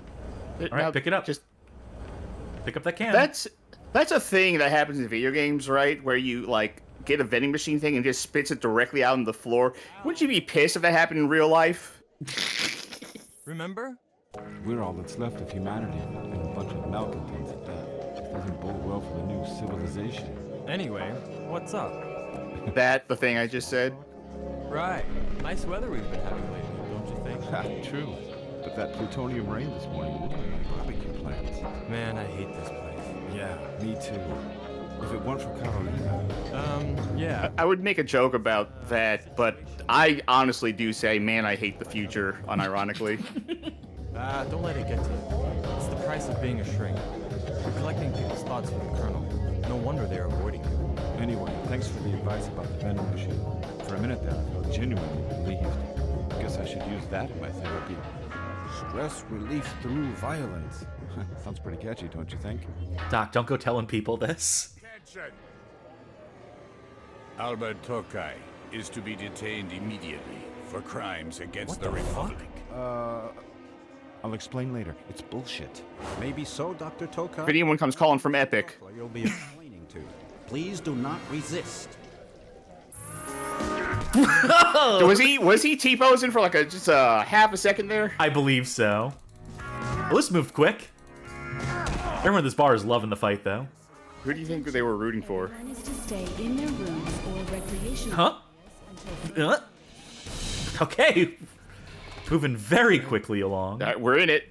Alright, I can block with right click. If I hold down the melee button, I'll execute an auto combo. Or sometimes it does, sometimes it doesn't. Our character has gone from 0 to murder real fast. He is like way too ready for this. Like, I know he was like pontificating about the idea of stress relief through violence, but I didn't think he'd be this ready to test his hypothesis. He's a man of science, a man of mental health, about to go on a killing spree.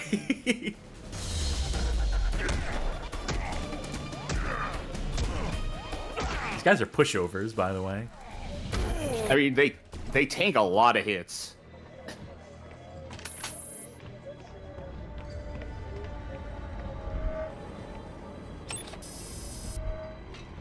The game really emphasizes the melee combat nice and early. We do get guns later, mercifully. Because this melee combat is not excellent. There's like a free-form combat button you can press as well. So I guess I'll try that next encounter. You have a sprint too. This is what it looks like. This is what a waterfall looks like, I guess. He has no lung capacity. The second he started running, I was like, Okay, so I'm seeing there are items that you're not picking up. Yeah, because when you pick one up, it just tosses away the item that you're already holding. Is there like, what's the word I'm looking for? Durability? I have no idea. I don't think so. I don't think there is. You know what we do have, though? Sick combat rolls. Dodge roll. This is a Souls-like. Yeah. I like this one. This one's my favorite. That's like some monkey behavior. Freeze! This area is closed until further notice. What are you doing here? You're rolling up backwards up an escalator. I don't even know how you're doing that. I haven't seen him. And I have no idea where he is. Why are you looking for him? What has he done? That is none of your business, madam. There he is. Get him! I like how this is a very, like, utilitarian future, but these guys have fucking wings on. Just these completely decorative feathered wings on their backs for security. This is the free combat mode, by the way. It means I locked on to the enemy, which seems to me to be the opposite of free, but...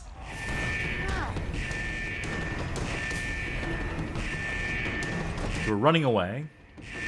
Oh god. W-D-W? Got it. People in chat are pointing out that this is a Polish thing, the wings on the back. I think I've seen that before. It's just that, still, we're in this utilitarian future, and they're like, you know, we need some flair, though. Security personnel are conducting a search for Toka. Oh, cut off its own dialogue there. Shit.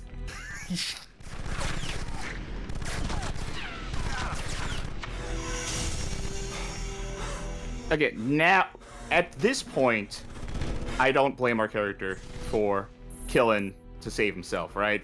Like, they're shooting at him at this point. But I still feel like he was way too quick to feel like, well, time to throw down. They drew first blood. He's crawling with guards, all looking for you. Carolina, is she safe? As far as I know, yes. They've locked her in her room. But it's you they're after. You have to hide and wait this out. Go to the tech area behind my cubbyhole. I'll try to find out what the story is. Don't worry about her. They've turned the power off, but I've got my own generator. I didn't have time to change the fuse, though. You wouldn't mind doing me a favor, would you? But... Don't worry. I'll try to restore the main power supply. It may take some time, though. I hope you're not afraid of the dark. There's no monsters there. Ominous. Foreshadowing. All right, you're gonna have to use all of your therapy powers to get yourself out of the situation. Like, what if that was like a mechanic in this game, right? Like, you know how games like I have to watch my step. God, what's that? I think it was Call of Cthulhu. The recent one, like you're a detective, so you use your detective powers to infer things in the environment. You got like detective vision, all that kind of stuff. What if this game had like therapy powers and you had to use your degree as a psychiatrist to rationalize it in real time?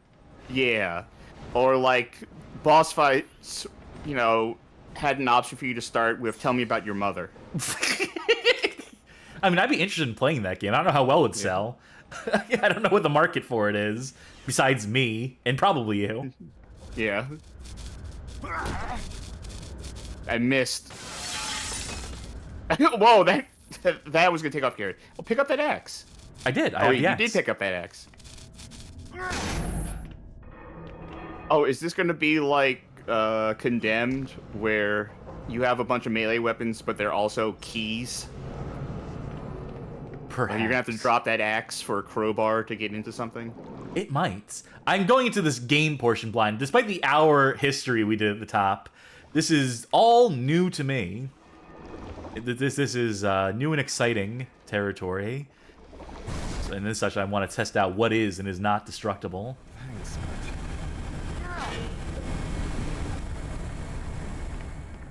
That's usually what I do when I go to any new place, is I test out what is and is not destructible. I don't go back to a lot of places. You would like to, but it's legally you.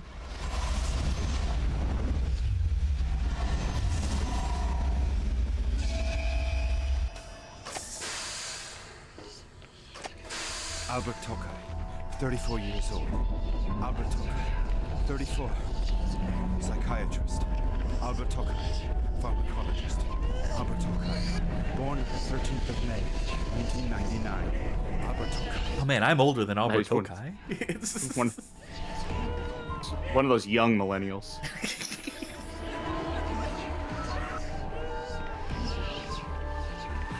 Does this do anything to spook you? Is this scary yet?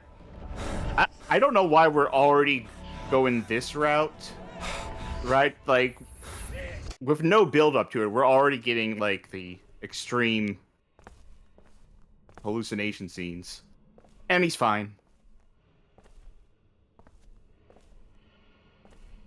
or not. I doubt this is actually part of the. Slime Generator says, "Don't say Albert Tokai 3 times in front of a mirror." Sacrifices are to be made. Only then can a nation begin anew. And one of those to be sacrificed has just arrived. Welcome, Mr. Tokai. All right, well, it's a JRPG now.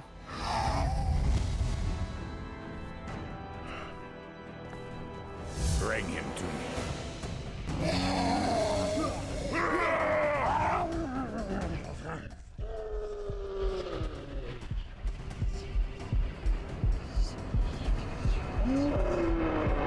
Yeah, run with all your arms. That's how you run in the future.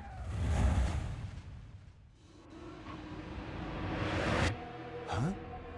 Boo! Oh, okay. Well, you know what? You're not paying attention. That does answer my question. Sorry, Whatever. Or my concern of he was too ready to throw down. And we're back. Yeah, I know. Twists and Yeah, turns. I know. That's. Yeah, I know. That was cliche. Yeah. People in chat not liking this twist. I would like it if this entire game was that over and over again. If a game never really starts. I haven't been sleeping well lately. Sometimes I don't sleep at all. And when I finally manage to fall asleep, Doc, are you sure you want to be recording this as you're walking past other people? that in itself wouldn't be such a problem. But my dreams are ridiculous. They're convincing. So convincing that I forget I'm dreaming. When I wake up, images remain vivid, and I'm constantly accompanied by an irritating sense of deja vu. My REM sleep is usually inhabited by restless patients, and now the Keep dreaming that I'm beating up the security guards. It's real sleep. I keep dreaming that I'm noticing security guards and beating their heads in with pipes. Oh, hello, Donald. Hello, don't mind me. I'm just doing my notation.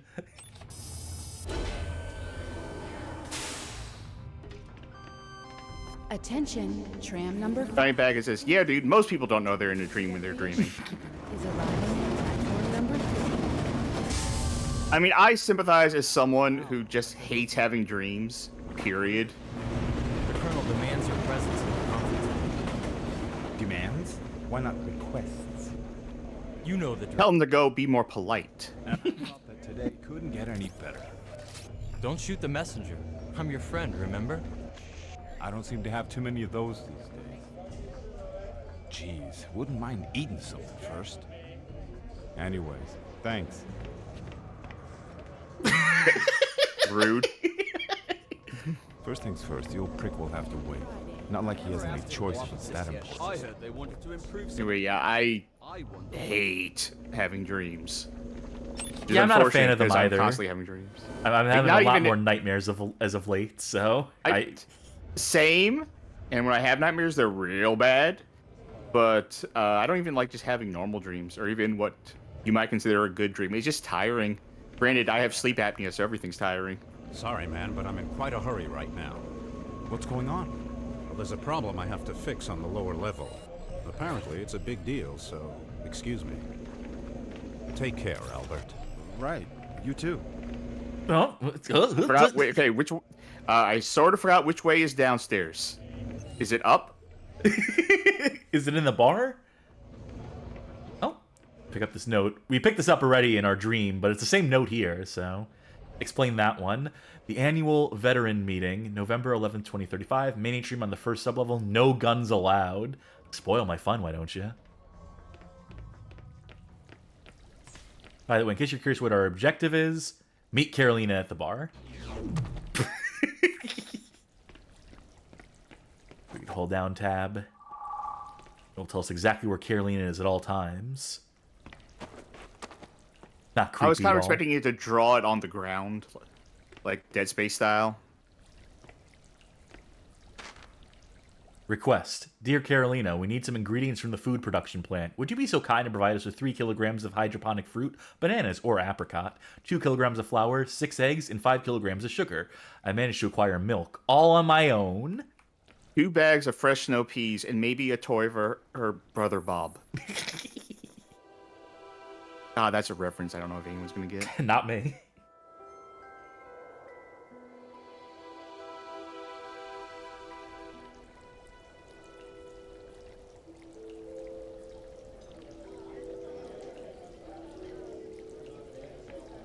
Carolina.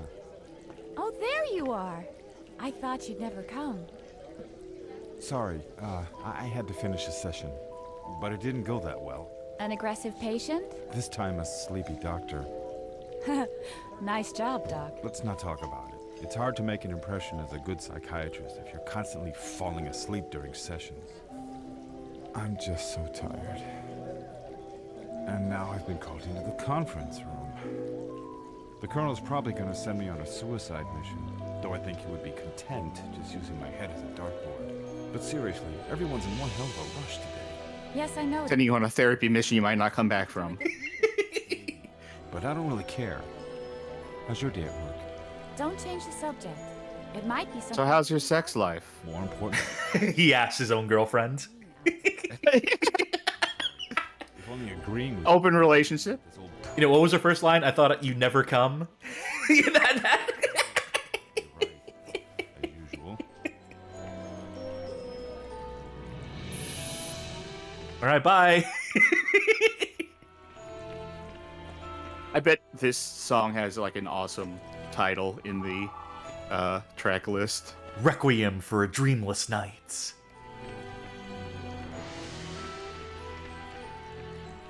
Hey, bartender. Get me This honestly is probably a better song than you'd This expect game out of a deserves. game like this. Yeah, I didn't want to phrase it that way, but yeah.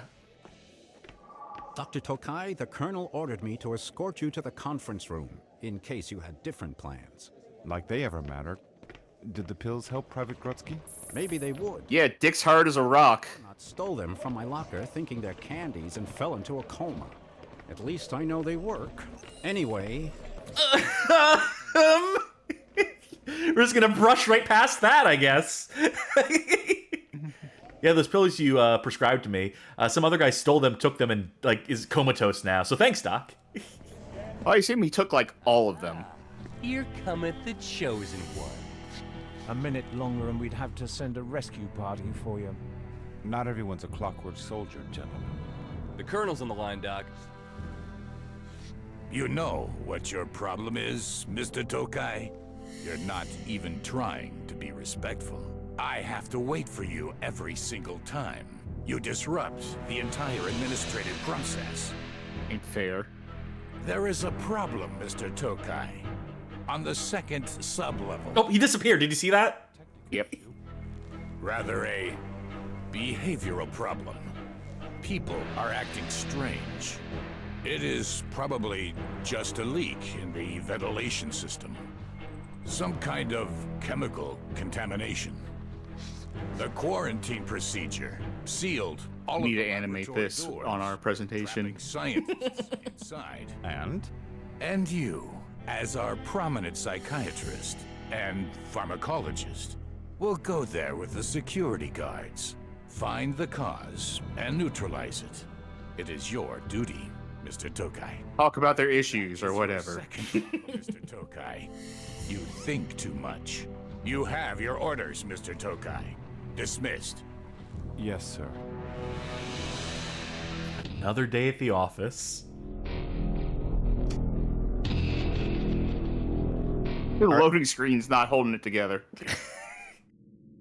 So, where exactly are we going? Ask the doc. He's in charge. Are you kidding? I've been here once, merely passing through. Where the hell is everyone? This area is usually crawling with technicians and storemen. Really creepy. I wish they'd stop doing that and like stand on their own two goddamn legs. Hey, Doc, make use of this analytical brain of yours and diagnose the problem. You know, I control your Wellbutrin prescription. You might want to shut the fuck up, dude. A key card. Why don't you ask it about his childhood? Maybe it will open to you. And if it won't, just find that damn key card. Why the hell weren't we issued one? Slam dunks on this fool. On this maroon. I see panels. I'm gonna press him. He's the only guy in this entire colony who can get you your Adderall. Like, you might want to be a little nicer. Smack talk him to his face. Yeah. What if we waited in real time for this to open all the way up? For this animation to play out? Let it cook. Let it cook. It'll be worth it. This is how you get the Easter egg.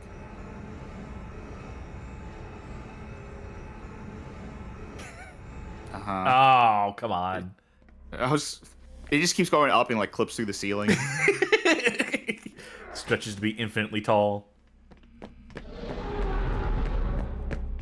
Oh, that's bad sounds.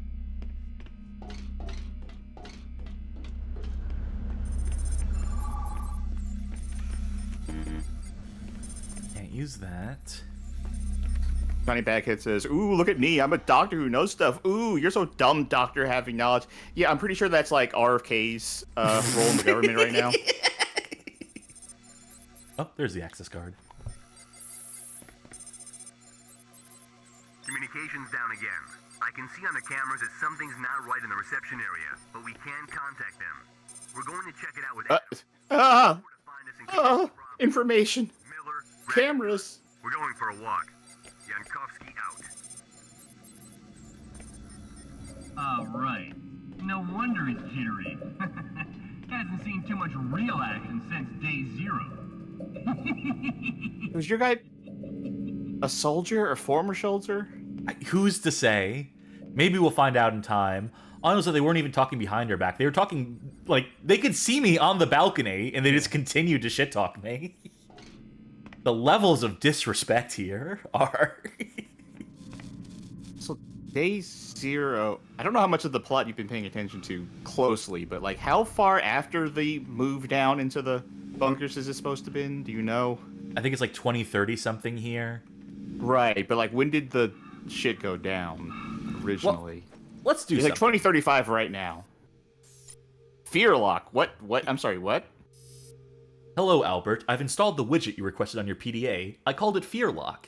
Using the algorithm you've written, I've made it monitor your stress level. It checks the pulse, blood pressure, hormone density, and all other voodoo you deemed important for stress measuring. Have fun. Cheers, Eric. Oh. New PDA function. Hacking. Counting in hacking. Heads-up display. Okay. Veteran meeting request. We pick those up. I was hoping to... Oh, adversaries. The Republic Guard already listed on our adversaries here. Even though we're still working for them right now. Well, I mean, they're talking enough shit about you to your face that I think you consider them adversaries. Okay, so what I was hoping to find here is to go into these profiles. We don't have one on ourselves. This guy was born in 1960, though, so... 1995, main technician. I was hoping to get, like, some sort of history of the world from here, but... One thing I might be able to glean something from is if you go back to the files you found, there's that veterans note. I don't know if they had, like, a date listed there or something. No, that was just a... this is a note we picked up about the meeting on November 11th, 2035. Okay, well, that'll tell us, like, we're in November 11, 2035 or roundabouts. Give or take.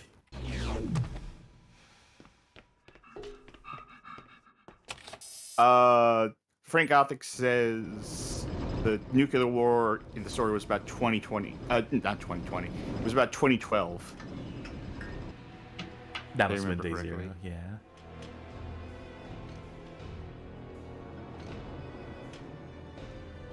Take this tranquilizer gun, Doctor. We don't know the exact nature of these behavioral problems. Gee, thanks. That will certainly solve all of them. There should be a hanger behind it. No therapist can go without one of these. Important tool of the trade. You're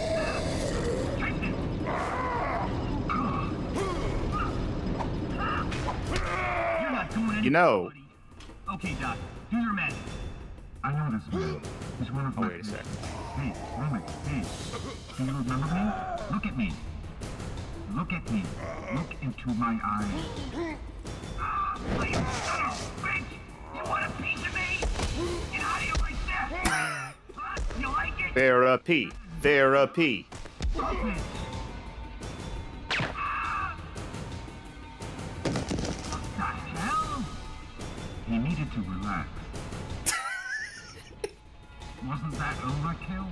I only wonder why I was the only one to keep a cool head, Mr. Professional. Shit.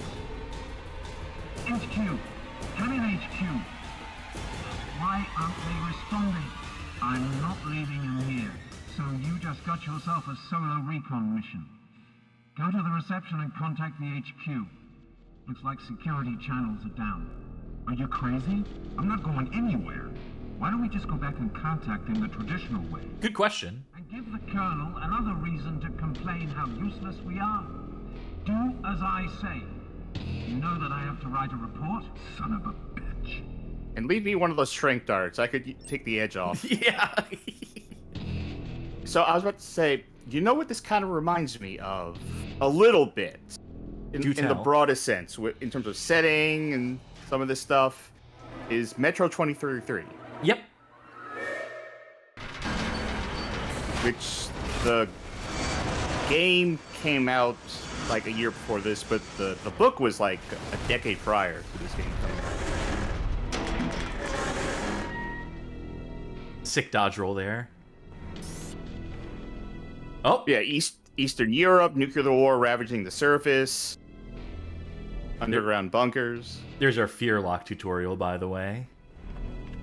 It reduces Fear Lock level, reduces accuracy, and at the same time increases free fight damage and reaction. So the more scared you are, less accurate but more melee damage. So just I was about to say like a frightened but angry rage, but I think his scream was truly intimidating. Yeah. It sends a shiver down my spine. Let's turn the flashlight on. You can actually see his foot in front of us.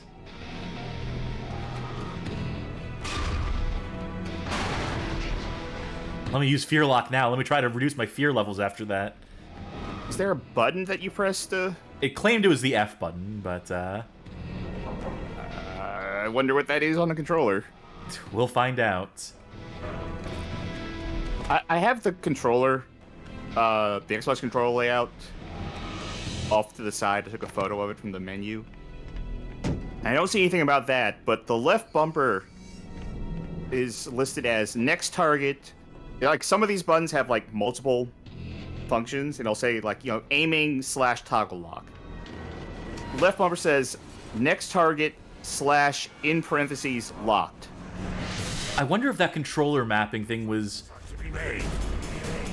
They designed that graphic during the original version of the game, which did not have the fear lock system in it. Oh!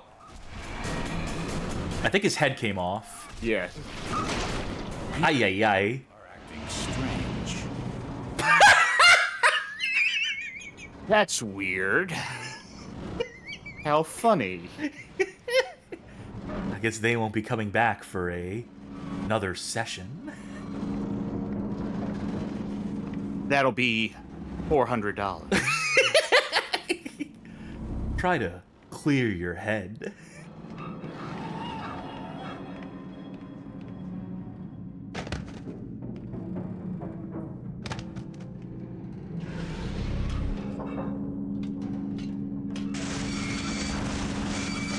Didn't we have a trank gun? Yeah, but I decided not to use it. Sure. I thought That's this would fine. be more ethical, more effective, maybe. Go. Also, we only have 6 Pick that bullets back for up. it, so... Oh. Nope, I can't because it's at an angle. Oh! There we go. This... What was that? I'm gonna find it before I start talking about it. Damn, power's out. Nothing's going my way today. I've already had to kill 2 people.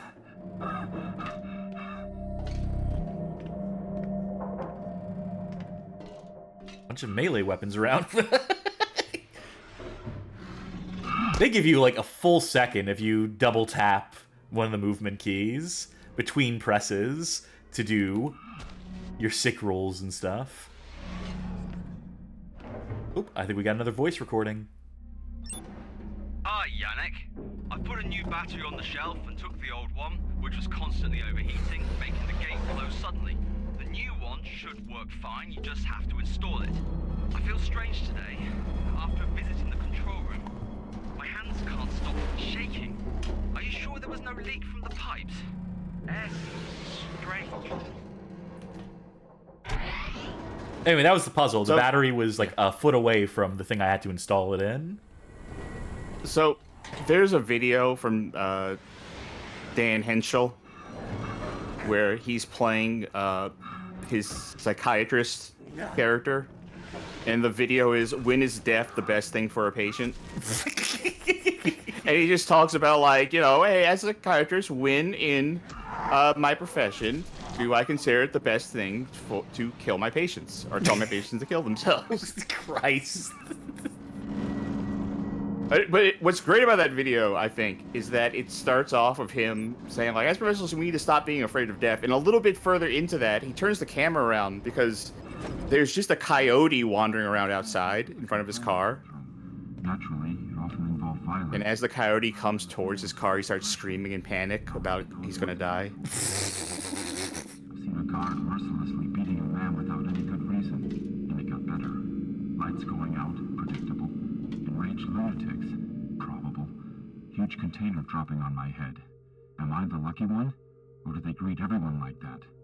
I often deal with unstable patients, but this situation is not a common headache. It's almost like a sudden intensification of usual syndrome symptoms, combined with a decline of self-preservation instinct. It must have something to do with this malfunction. Those people must be isolated. They might be highly dangerous to other inhabitants. We must not let... All right, let me go listen back to that, what I said. Damn it, now I'm fucked.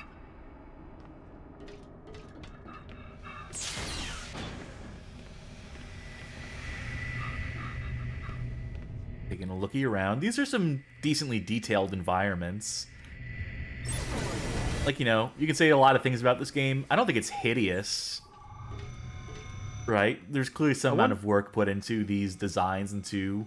I mean, it's just a Fallout ripoff, but, you know, it's still... It's... I wonder how well it ran on a contemporary computer. Because, we have the benefit now of having 2025 computers.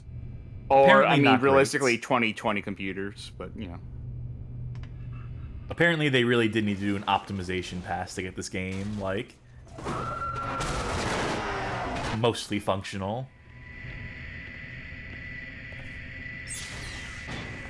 Going up.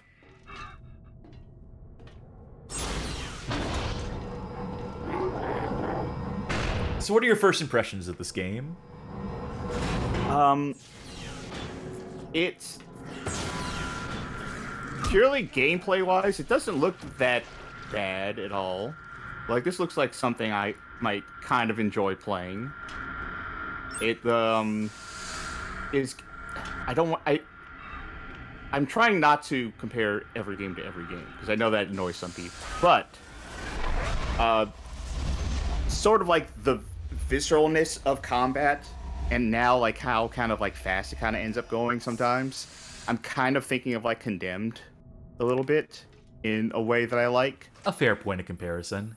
The fact that you can just kind of pick up whatever weapon. Like, I'm in the mood for a pipe now. I just want to beat people's heads in the worst way. Stay within the sealed areas or equip your breathing masks. That even goes hand in hand with the, oh, everyone's suddenly gone crazy kind of thing. Victims. We cannot help them without access to the laboratories. It is vital to repair the ventilation system before the contamination spreads to other levels. What? More jobs, more work. Investigate odd behaviors. Yeah, they're trying to kill me. It's odd. Requires further examination. Requires further application of axe. What if I try to hack it? Oh, what if you try to hack it? So I think one of the terminals here. You can't hack the thing itself, or apparently not. No. Yeah, this part not so enamored with. AAD.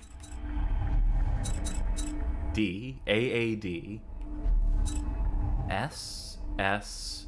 Oh, we have checkpoints in the middle of these hacking things. That's nice. SS. D. SSD. W. Got it. All right.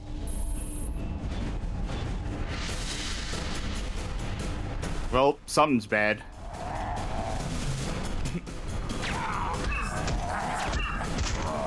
Yeah, axe maybe. Oh no. Oh. Delayed reaction. Okay. It takes a second Sure. to course through their system. That's pretty effective, though. I wonder if there's any benefit to tranking people other than, like, a sense of, well, I did the right thing. Well, they're giving us a gun now already, so... And we have to drop the trank gun to pick this up, so... so much for non-lethal. Right. Short-lived. What's this note? Little note 1. Just a little note. Oh, it's written by us. Sedatium. They really gave up with that name. That's the brand name.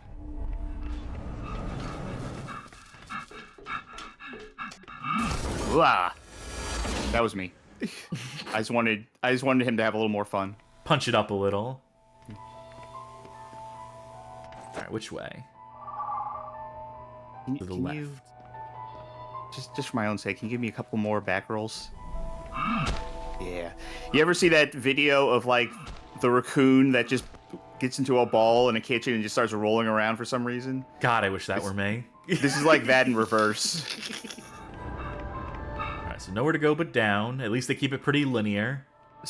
Someone in our Discord server today posted a video of a possum, and the possum was laying on its back on a blanket, and he had, like, pink painted nails, and he was just munching on a little Ritz cracker, and, like, anytime he dropped it, the person would pick it up and, like, kind of hand it back to him so he could munch on it some more. It's like just the most spoiled baby in the world. God, I wish that were me. Kill to be a possum, you kidding me? Cutest little animals in the world. My favorite animal is the opossum, folks. I don't know if that's... What? Oh. Thank God we have regenerating health, so none of these combat hits mean anything. The prescription. A bullet to the head, 9mm, injected directly into the... Man, I've heard that our psychiatrist clashes with the Colonel like Aid and Sator before the war. I don't know which one I dislike more, but we could get rid of either. One nosy, smart-ass less. Again, high opinions of our protagonist here. We don't need leaders or therapists. Anarchy. Anarchy.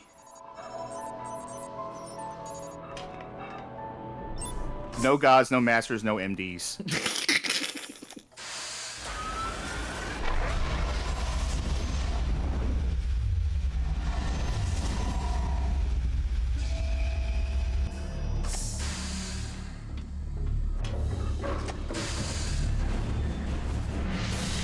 Well, that's not good. Neither is this. Okay. My aim, though, impeccable.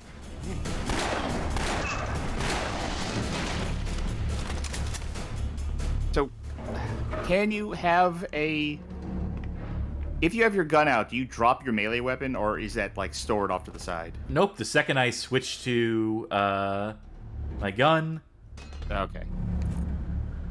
I kind of would have liked if you could just carry around a melee, but I guess that explains why there are so many pipes that you can pick up if you want to. Turn off the flame. Someone left the flame button on. For fuck's sake. Gotta do everything around here.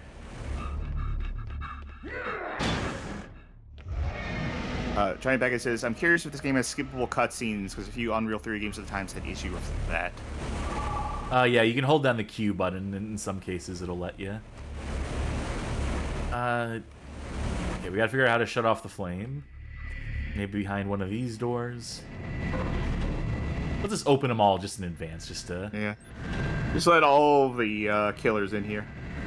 Yeah, that's a good point, isn't it? They're probably gonna start flooding the room at some point.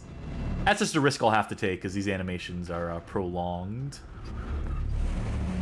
And none of these open.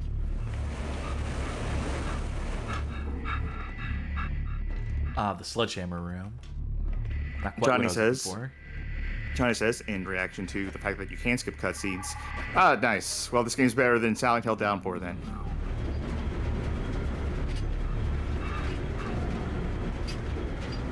I hope you're not afraid of the dark. Who said that? To who? No, it's inside his own head, remember? That's what his friend told him during the dream. Oh, okay. You've heard of quick time events, get ready for slow time events.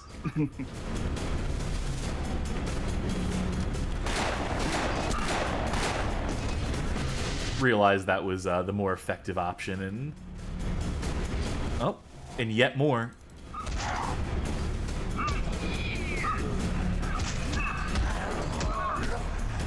Jesus. How's your Fear Link doing? I'm pressing F. I don't think it's doing anything. Huh? Guess we have finishing moves. Yeah, well, this guy got up, so I guess you could... Let me pick up that sickle. I can see why this game got an arena DLC. Capitalizing So how on do this you... compelling combat. How are you going to write the report up for this one? We had to administer some medicine to roughly a dozen folk in the... Experimental behavioral therapy. And by behavioral, I mean my behavior, which was to kill everyone. Increase the iron in their diets. Hey, I turned off the flame. Exposure therapy to very sharp objects.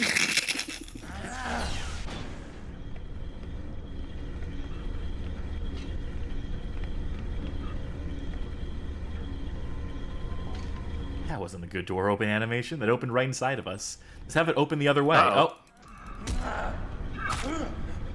Yeah, I like how many colonists have decided to spec into dual wielding.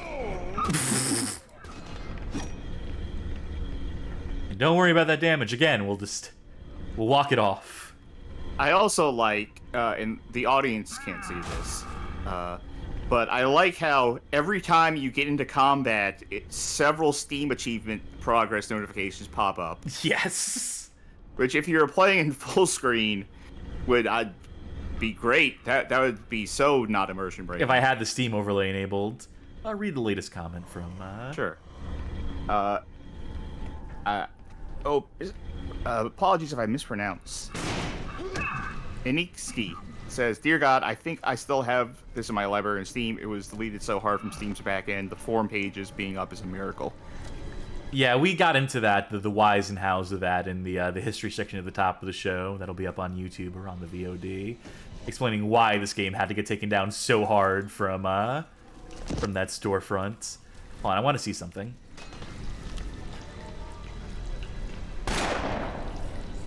Well, it's on fire. There you go. Wow, that did nothing. Yeah, that was not very effective. And now I need to grab this crowbar because I'm out of ammo.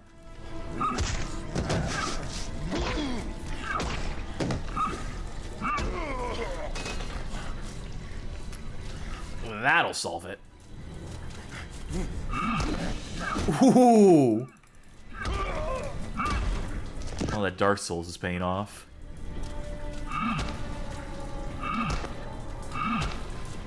I don't even want to think what's in this water.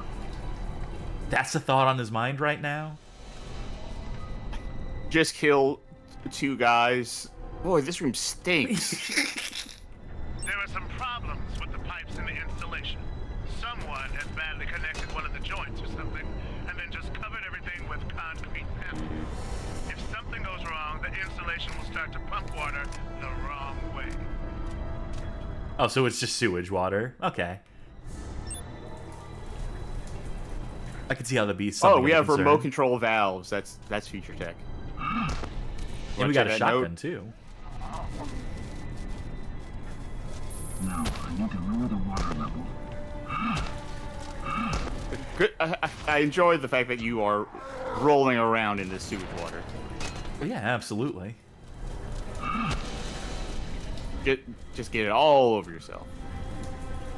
Excuse me, sir. I'm working here. This is maintenance. Oh no, he's abiding by it. He's like, oh, I'm sorry, sir. I didn't know that. Oh, I fucked up. No, take your time. Take your time. This isn't important. I can't believe that. All right. We're back at it. Don't worry, I'm blocking. Oh, you have a 3rd weapon slot for bigger guns. Okay. Yeah, so pistol, shotgun, and then melee okay, we just pick up and toss. Okay, now the whole tossing melee weapons thing is something I don't understand so much anymore. No, not at all. They should just take up that 3rd slot. That's our unarmed slots. You should be able to hold one of these in reserve. You know what really kills like the survival horror elements in the survival horror game? Not having to worry about getting hit at all. Yeah, this regenerating health that makes it so that like none of the attacks like matter at all. I can just basically tank my way through encounters. I'm okay with it. I can see with how kind of like loosey-goosey this combat is. I can see myself being more annoyed with having to find health packs and shit. Also, original version of this game did not have checkpoints. Yeah.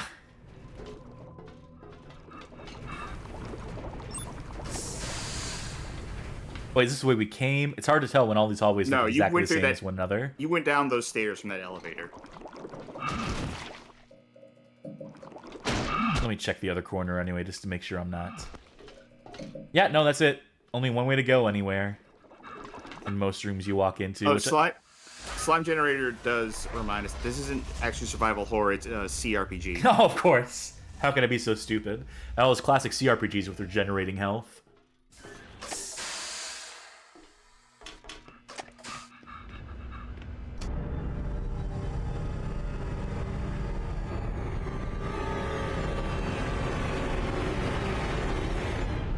Well, his outfit is dirty, so I assume we have to kill him. It's a safe bet.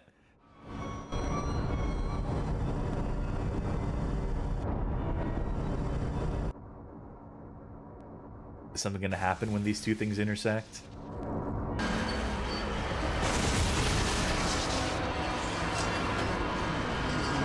That's one way to open a lid. That's probably not a good place to install. Either don't install the cargo mover there, or don't install the giant laser there. You're really asking for trouble. Commencing emergency lockdown. Oh, we have 3 minutes. Emergency lockdown is in effect. Warning, overheat imminent. Is this tense? We're going up against the clock now. Warning, overheat imminent. Okay, can't interact with that. It looked like, yeah, it was board-ish. Warning. Probably on the other side of the room there. You can't drop down. Nope. Oh. Warning, overheat imminent. Yeah, check your map thingy again. This way. Warning, overheat imminent. Oh, that's just a pipe. Go up those stairs. Yeah, or safe the ramp, rather. Warning, overheat imminent. Yeah, we heard you the first time. Map? Warning, overheat imminent. Huh. Maybe you do have to go down somehow. Warning, overheat imminent. Can't jump over the side. There has to be another way down or something. I don't know. Warning. Like a ladder or some stairs. This will be our exploratory run, I think. Yeah. Overheat imminent. Actually, yeah, why don't you check the thingy? Okay. Yeah, alright. Well, that's a bad map thing then. Yeah, I don't trust that radar at all. Warning, overheat imminent. When the timer, like, gets all the way to 0, it just gets kind of, like, hot and muggy in there. So what is the point of the stamina overheating meter when it takes less than a second to recharge the full? It's for the combat, right? Because your stamina does decrease as you fight. Oh boy.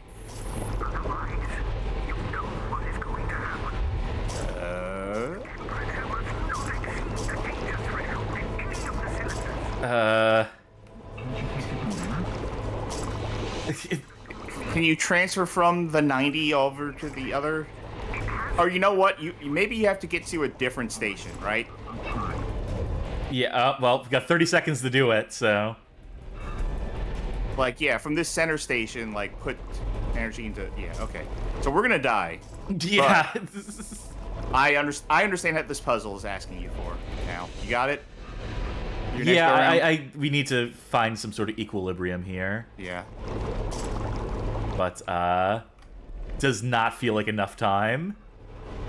Well, we wasted, like, half of the time trying to find the way downstairs. So. A tasteful fade to black.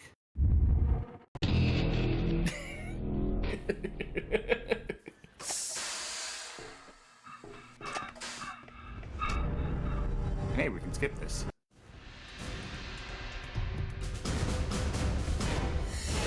Okay, which direction do we need to? Left first. Commencing. To activate the elevator.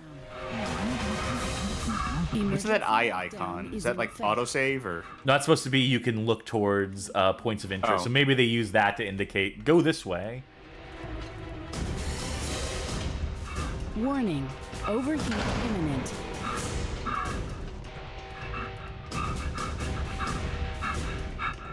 Warning, overheat imminent.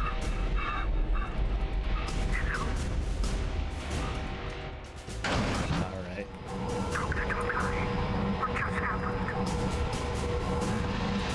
Show them how you got that medical license. Alright, this one is not the good one to start with. Yeah. Are there any on this side? No, it's I would honestly start at the center.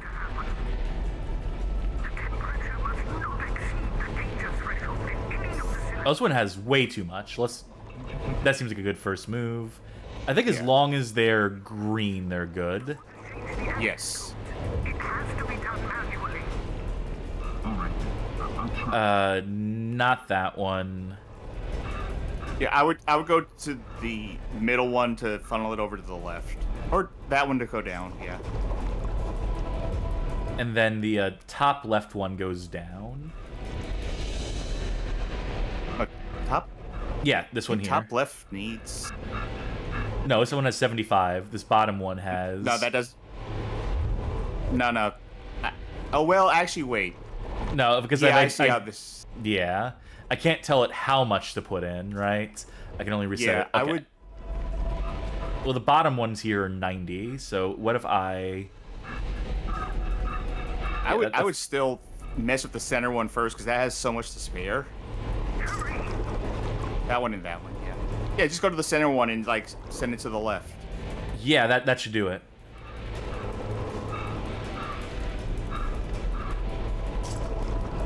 This is why they pay me the big bucks. All right. Ecto Cooler redistributed, sir.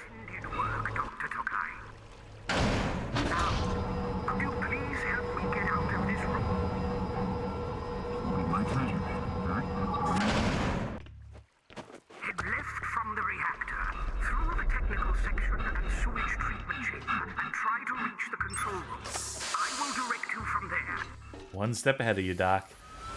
Oh, I got this fancy radar. Topic, but I'm thinking about how the reveal in the original BioShock would have been like way less impactful if the phrase had been "Pretty please with sugar on top."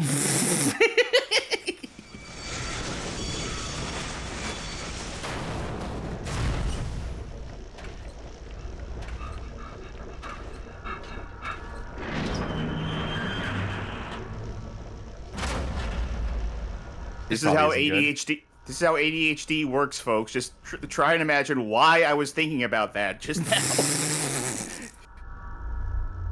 Oh, this guy's got swagger. He's got a saunter. Well, this guy's obviously crazy.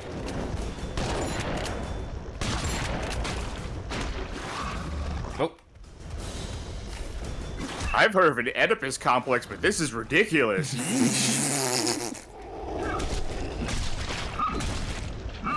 Go down just the same as any human enemy we've killed before, so not really feeling the threat here, as it were. And there's like no resources to pick up anywhere. Like that's a must in anything that's inspired by Fallout, is just be like, always be looting, right? Just have stuff in the environment that you can pick up. There's like ammo lying around, a spare bullet here or there. I feel like the moment this shifted over to Rascal, this stopped being Fallout influenced. I mean, we're in a vault. Yeah. I mean, okay, here's the thing, though. Like I mentioned earlier, I see more like Metro in this than I do Fallout. That's fair. You know what? Let me check in here. Maybe there is something to loot in here. Oh, a hammer. There's not enough shit lying around in these environments as far as just like weapon pickups. Completely inconsequential. Interchangeable weapon pickups. I know there was a page that detailed the different stats on the different melee weapons, but Fire Axe seems pretty good.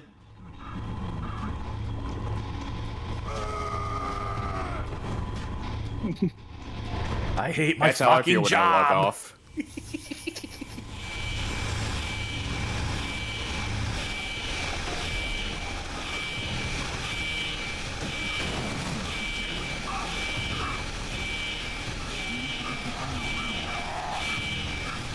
Higher ground, they say. Oh, I see. It's starting to flood from the bottom. It's going to work its way up. Oh, I am, like, locked. I am stun locked between these guys. What if I just run away from them? Will this work? Sure. At very least, you're not pincered. And done. Objective complete. That was it. All I had to do was press one button. Oh, cornered. Yeah, this is how you do it. You funnel them. Oh, hold on, out of stamina. And we have full stamina again. You don't do it. I will say, these guys are taking axe chops to the head like a champ. Like, sure, they'll get split in half eventually, but I feel like I would go down after one. After just, yeah, singular. Even if it didn't kill me, I'd be like, you know what, I'm done. You know what, you win. Alright, do we go back down the stairs at this point?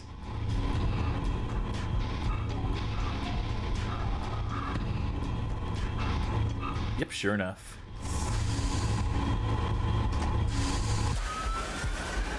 This game is just rushing along. Yeah. No, it's Polish. Shut up.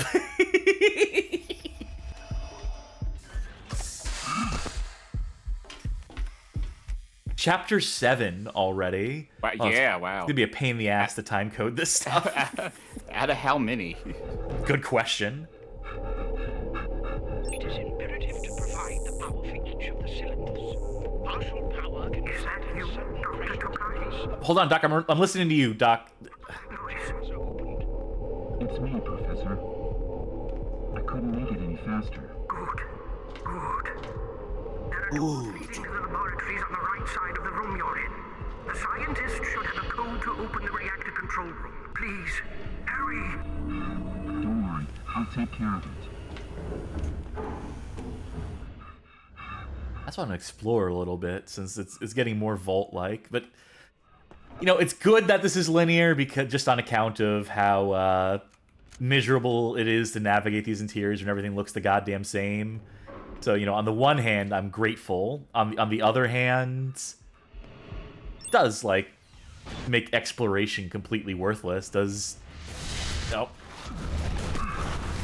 Well, I couldn't find a list of chapters so far. But you know what I did find?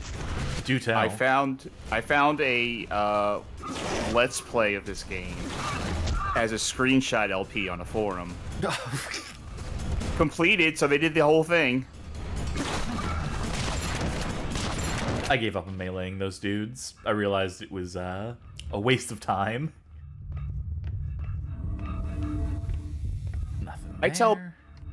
Sometimes I tell people who are just a little too young for it about the existence of screenshot LPs, and they're always shocked that that was a thing. Hey, anybody there? Hello? Oh, thank God! The laboratory emergency block locked the door and trapped us inside. Great. Every door that actually leads somewhere is sealed shut. PDA won't open it. There's a switch which removes the blockade, but the problem is that only an authorized person can open the lock itself, and only if the lockdown is inactive. You have to find Professor Tomaszewski, fix the ventilation system, and bring him back here. He's locked in the reactor control room. He can't get out because someone has changed all the access codes. Every control room has an emergency code. Good thing they have a good loud shouting voice to make it all the way from there to here. 2485. Right, hang on. I'll open everything and find him. Code. Alright, let's figure out which door this actually opens. I wonder if they'll actually have us type it in. I wonder if we'll get like a numpad. Damn, there must be someone responsible for this mess. I mean, lunatics running wild, sudden lockdowns, all those malfunctions. It just can't be a coincidence. Way too many accidents at one time. Too many unknown factors. It's not a simple psychological problem, that's for sure. In my professional opinion, of course. I think this is a door we ultimately need to open. Will not be opened by that code. Here we go.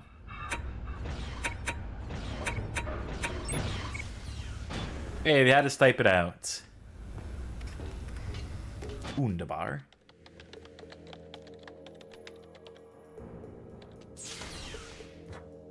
Oh, good God.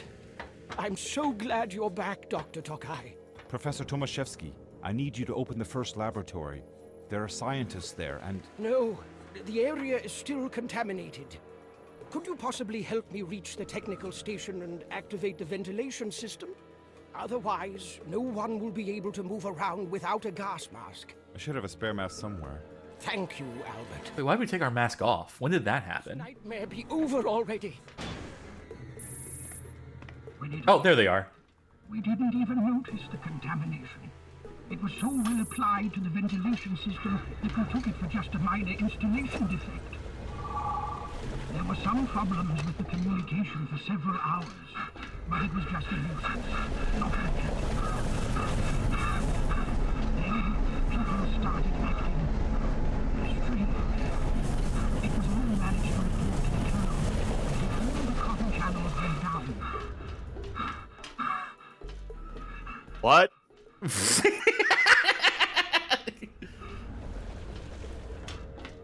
I don't know why they refused to render the gas mask and cutscene there, but is he following? Escort missions. Well, it might less be that they didn't render it rather than they just decided they didn't wear it in that scene because they talk normal. So I think that was just the decision of, okay, these two guys right now are not wearing masks. So we can hear them normally. Yeah. This is essential dialogue. Granted, part of that conversation was him saying, I don't have a mask, and him saying, like, oh, okay, I'll give you one. Keep up, Doc. Doc? Oh, up, huh? I'm shy.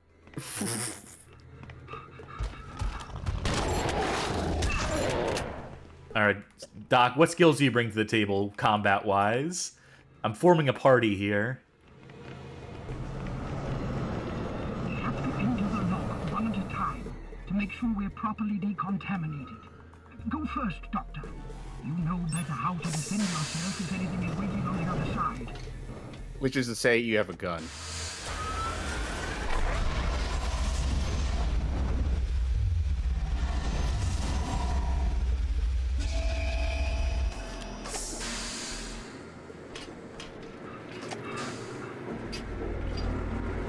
Okay, I assume he's decontaminating now. There we go. Yep.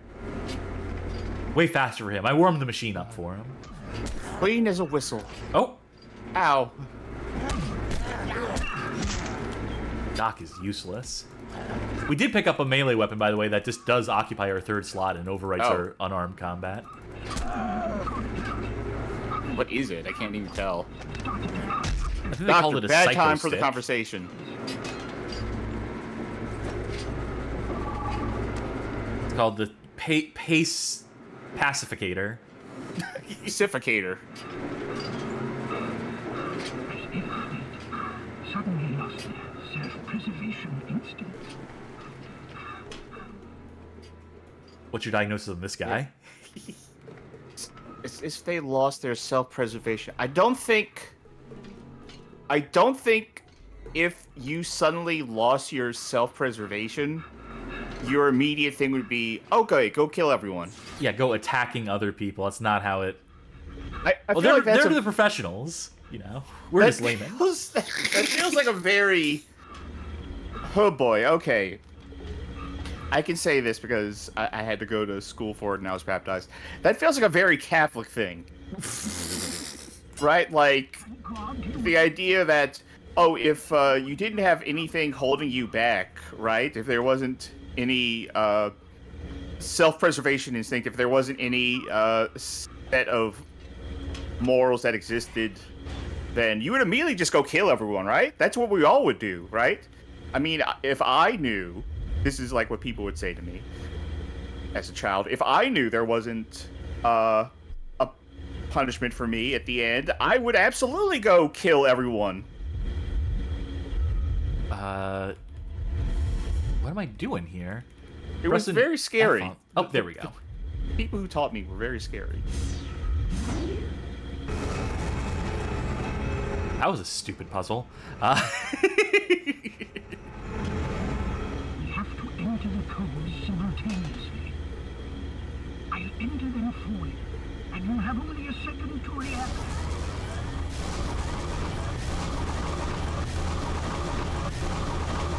These directions should be coming up on the screen like a DDR chart, in my opinion. It's the same kind of gameplay. It's just presented differently.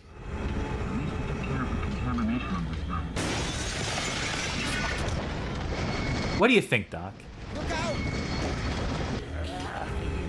abominations away from me. Ay, ay, ay. Oh, they're going for the dock. Yeah. You're wearing your bulletproof vest, right, Doc?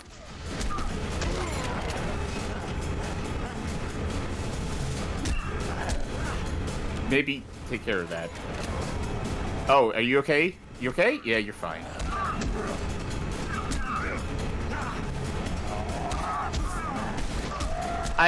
I might actually die here because my screen sure is full of jam right now. Oh, there it is. Yeah. I can't tell who died there, me or the guy we're escorting. I'm trying to put myself into the mindset right now of like, let's assume that these people, like whatever the virus is making them do, is making them lose control and become violent, right? Like that's what this thing's doing. I'm trying to put myself in the idea of if I were to go so angry that I would just want to start beating up on somebody, which I've never been in that situation. But I think if I did get just so angry I wanted to beat on someone, I wouldn't go, I need something in both hands right now. Like, I have this wrench, but I should also go pick up that pipe over there so I could do more damage faster. I think I would just be like, I'm going to run at this guy with whatever I happen to have. Which is all to say, I don't know why everyone is dual wielding. Because it's cool. At least it took care of the contamination on this level. Alright, I'm prepared this time. It's just, dual wielding feels like something that requires more thought than I think these people are capable of right now in their state.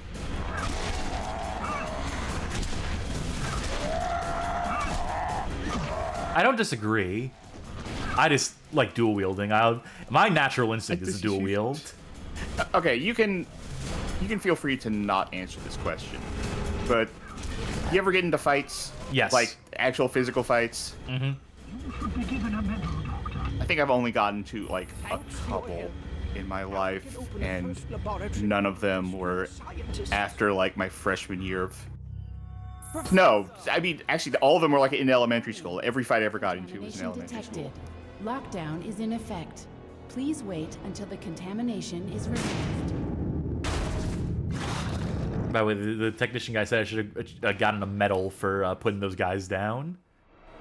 A medal in psychology for being a good doctor. Oh! Doom 2016 looking guy.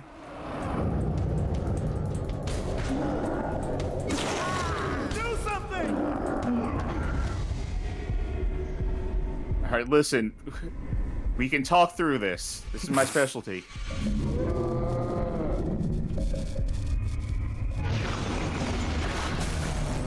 Don't worry, it's all a dream. We're gonna wake up in our office again. You know what? Luis in chat brings up a good point. When I was talking about all the weapons and stuff earlier, why are there so many sickles down here? Why do they need sickles?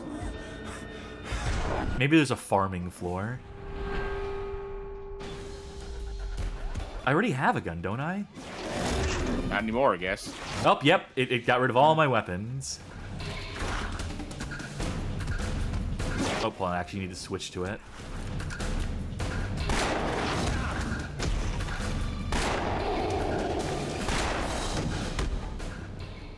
That takes care of that. I'm assuming that wiped out all the people we just saved. Yeah. So we're back to square one on this one. Oh? Do you still have your... Oh, you don't have your pacifier anymore. Nope, they ditched that. We have an assault rifle now, though, so I'll take that. Any comments on these people we saved who are now dead? Anything, Doc? You have any sort of character here? You want to get that axe? Yeah, probably. It is the most effective weapon I found so far. This needs to stop smoking or something. Too late. You have to synthesize a vaccine for the rest of the shelter. In case contamination spreads to other Tell them the social distance. No, wrong. No, wrong. Vaccines are fake. Here. Mwah. Apply directly to the forehead. No, keep shaking them. I think it'll help. Fuck. I've had enough of this shit. I've had enough of this fucking place. I've had enough of this fucking day. Let's head back to the first subject. And dream sequence end. Hell of a debriefing. Doctor, you paying attention? Sorry, I was falling asleep. Wow, so what a waste of time this whole section was, huh? It's... What did we learn from it? What did we accomplish? We learned that we need to make a vaccine. I think we already did. I think we just pressed a couple buttons on the thing, and that's what... Oh, okay. Well, that was easy. At least I assume that's what happened. We have to find the answer by ourselves. Say something nice.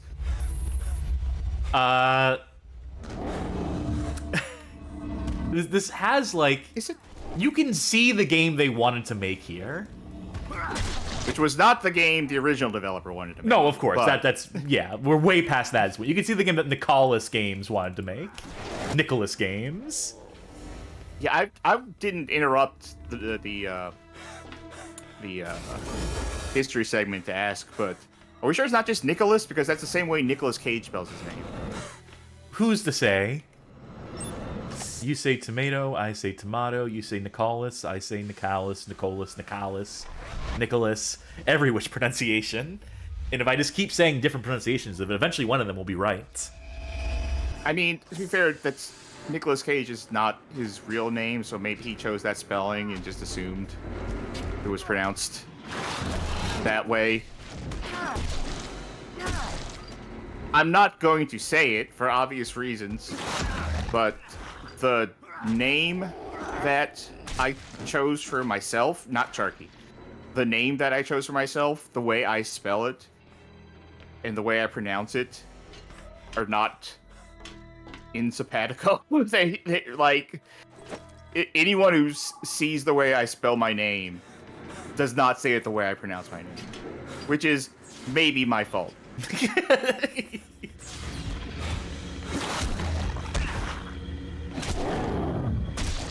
See, the question of why they had the wings on their suits is so they can turn into flesh wings, by the way. Glad we got to the bottom of that.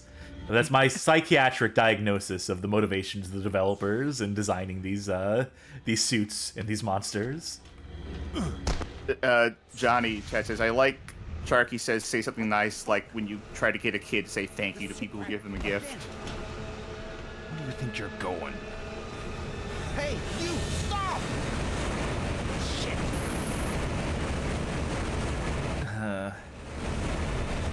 Another valve to close. I assume when we're chasing that guy now, whoever that was. Is this the same room we shut the valve off in before? Hard to tell when all these rooms look the fucking same. But you know, I guess that's the future aesthetic, isn't it? Interchangeable hallways and... You think I could just walk past that? It looks like there's plenty of room here. I could just... You know what? I'm gonna say, I feel like that killed you sooner than I thought it would. I thought it was gonna kill you, not right then. What the fuck? This squag again. Where do you think you're going? Hey, you, stop! Shit. Where do you want me to go, game? Where is this valve going to be? Do I really have to go through the entire environment here?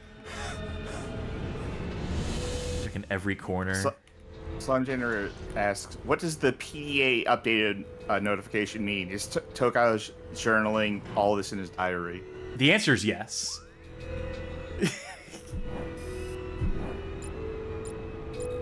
Checklist of every objective we've done. Clear out your notes app. Jeez. Well, I say that, but I'm guilty of this too. Like, my notes app has every grocery list I've had for the past like 2 or 3 years still in there. In case you need to cross-reference. Yes. Granted, I go grocery shopping like once a month, but... That was the valve, by the way.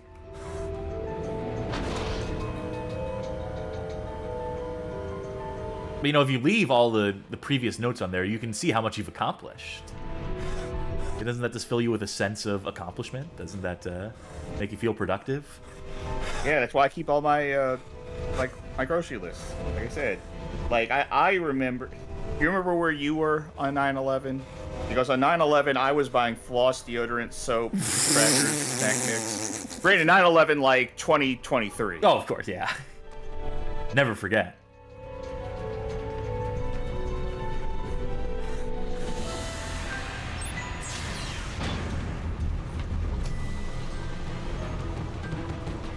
My notes app also has just games written in it, which I think were specifically play for the Discord things.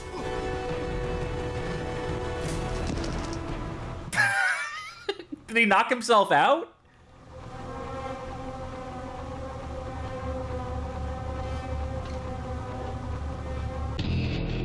Oh my god, he actually knocked himself out. That was cool. The heavy machinery section, but it's a damn maze. Marcin said this section was abandoned. No wonder. So are we not going back to the Colonel to report now? Did we just... Chasing this random dude has changed our priorities somewhat? Contact the authorities. Also, we lost our assault rifle that we never even got a chance to use.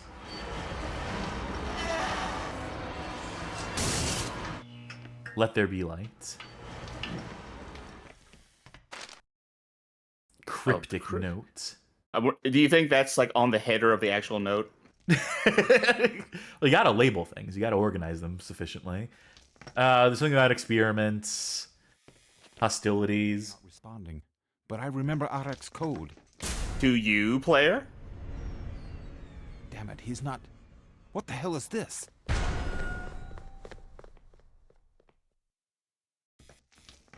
Maybe I can contact Marcin. No answer. But I should be able to get to his apartment through the technical section. Now what? Now, as if this day couldn't get any worse.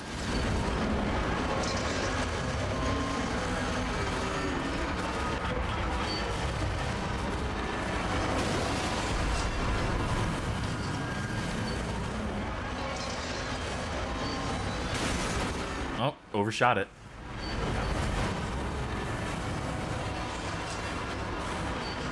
As per my talk on the notes thing in my grocery list, Tiger Chimera says it's an archive for the stream snacks. No, actually, because any of my grocery lists that I write, I just write stream snacks, and I go and I just find whatever. I never go in with any plans what the stream snack's going to be when I go to the store. We do have a stream snack list that was very, very graciously put together by Luis in chat. Have you been updating it since? No, because it's been a real bad 2 months. But he gave us such a good start that it's not too much trouble for me to go back and just add the stuff to it. Well, that's good at least. Eventually we'll do something with that. The wiki. Once we get the wiki going, other people can do it. No, granted, I mean, like, you know, the legions of fans will have at that point. Oh, of course. Who will be, like, compelled to make the stream snack list. The connoisseur community.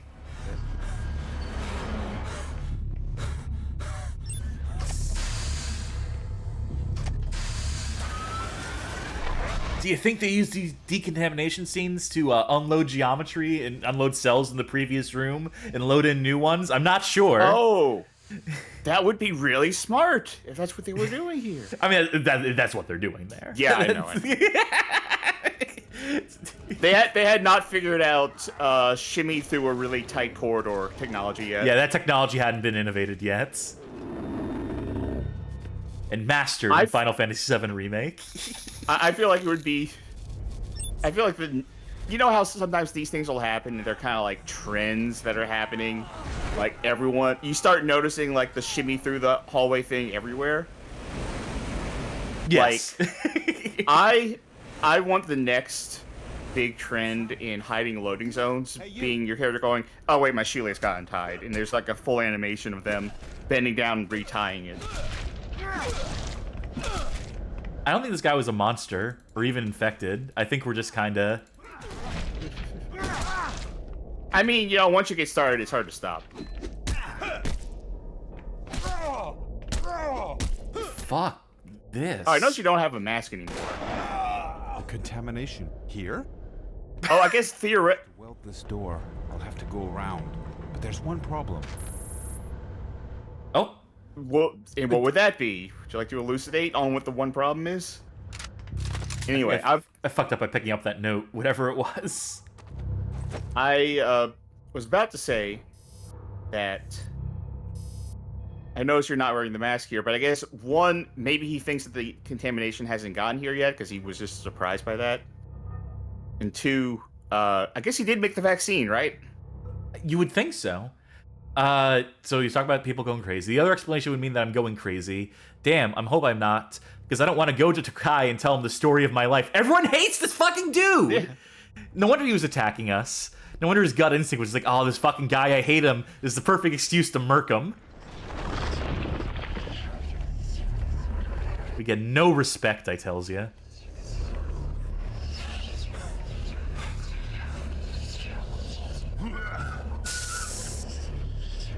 I smell another puzzle.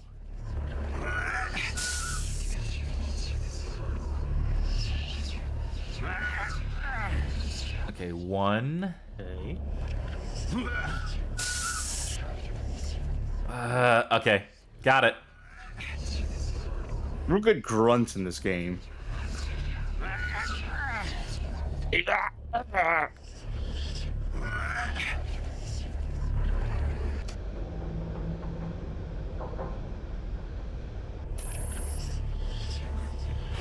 I like how the whispers in your head thought it polite to stop for a second to let you. No, they need to pay attention to this. Oh wait, let's see where this is going. All right.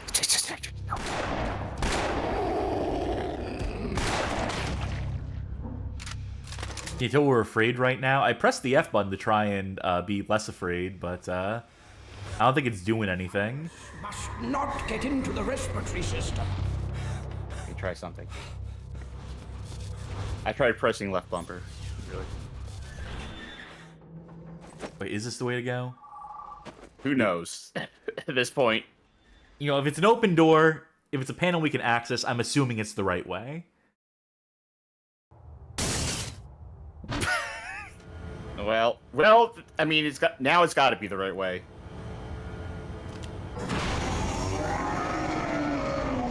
Yeah, this is the right way to me. This says forward progress in a survival horror game.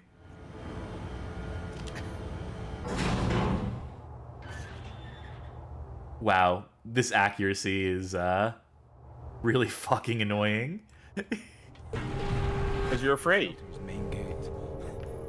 To think. Granted, like almost any time you've gotten into a gunfight has been at absolute point blank range. That's every encounter in this game because they run up to you because they're all melee people.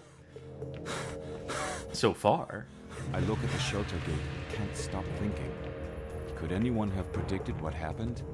Could I predict it?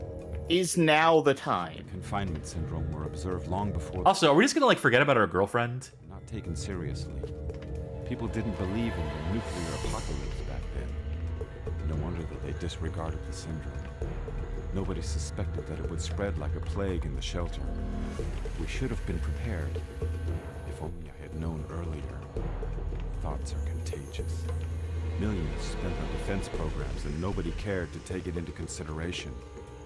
My work would be a lot easier if the shelter were equipped with syndrome cure vending machines.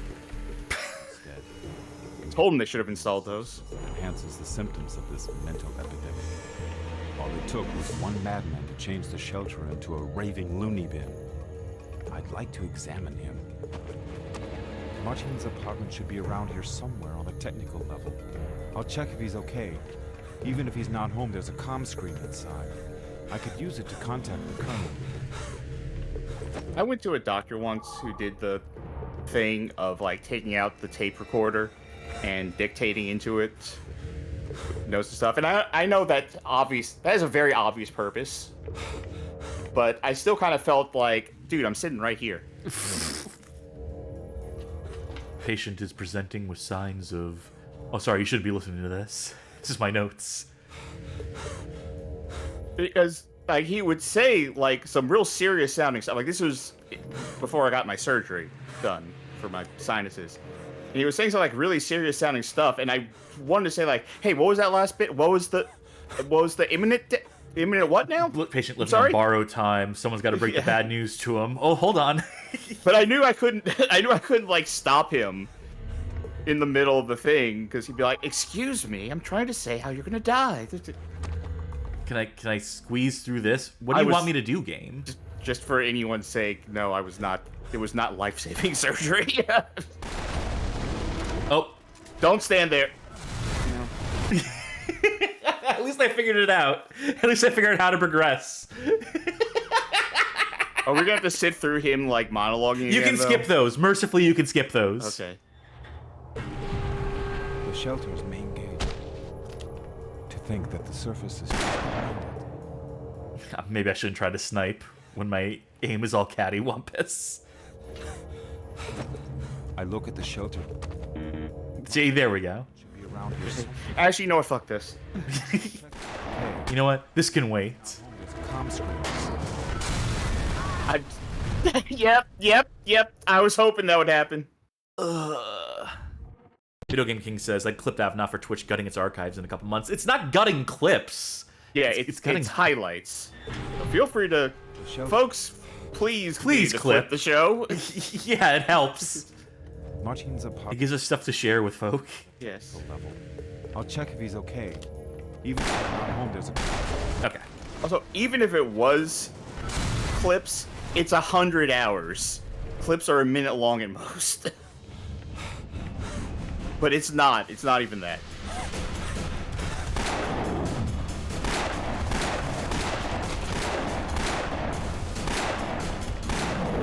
You know what I've determined after engaging with the melee combat in this game for a while? What's that? Fuck the melee combat in this game. It's not that it's hard, it's just that it's tedious. So I'm not... on my own time, I think I'm going to install this game and, like, give it a shot on my own. What the fuck? It's him! Who? It's him. That guy. Anyway, I'm gonna do that before, like, the next episode of this, because this is a two-parter, for sure. Yes. In fact, it's 9:53. I didn't realize how late it was. Tap F. Oh. Like, rapidly tap F? Oh, yes. Okay, there we go. I'm gonna get a feel for this game for the next one, so I can say better. Had opinions. There. Oh, is that a gun? No, it's just a crowbar. Fuck. All right, good choice of clip, by the way, Mr. Solastrodon.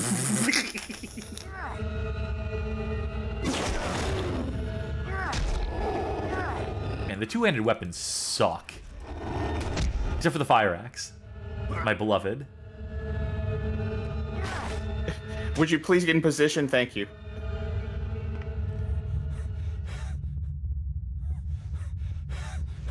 Yeah, how much longer do you want to go for it now? Because I didn't realize how late it was. I don't know. I feel like we're building up some sort of natural stopping point. You would assume. You would hope. Maybe, or it could string us along for another hour. I'm gonna give it a shot. Okay. We've been having longer episodes lately. Yeah, don't worry. I'm not gonna make you wait for the 4-hour mark on this one.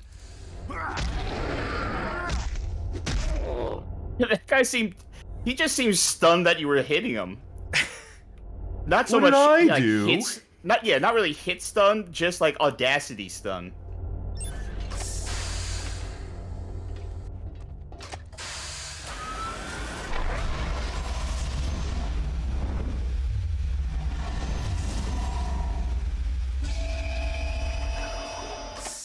Anything that moves and ain't one of us. I guess there won't be a chance to talk myself out of this. Oh, I guess now you're after everyone. Good justification for the fact we're going to shoot down. I'm not contaminated. I'm completely sane. Notice how I'm shooting you, like a sane person would. They didn't let me pick up his gun. Biolocked. We have a electric prod though, so that's handy, I guess. We picked up ammo from that dispenser, but it wasn't for the gun that we have. So they better be giving us another gun soon. Oh, access card needed. Oh, there's the access card. Love how simple the puzzles in this game can be sometimes.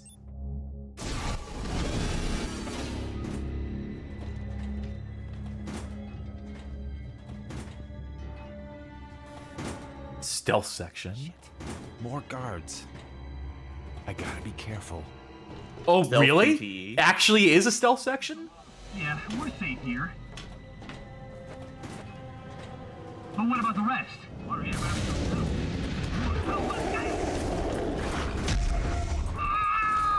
Okay, never Everyone mind still on the had stealth to- section. I like how he was determined to get that sentence out, despite circumstances.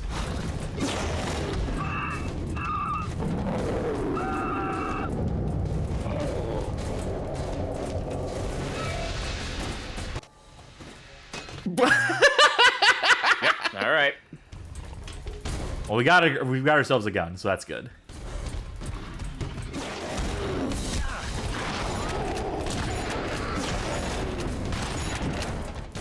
Perfect. That first hit from the shotgun on them just makes it seem like they're offended by it. Like, ah. The audacity, Really? like you said. All right, where are we going? This away. Keep hearing all these footsteps. It's making me think, like, should I look behind? Should I? Always turn to shelter security. Officers are here to help and serve the city. The important things still work. Yeah. At least there's some hope. The good news, we fixed the vending machines. The bad news, take a look around.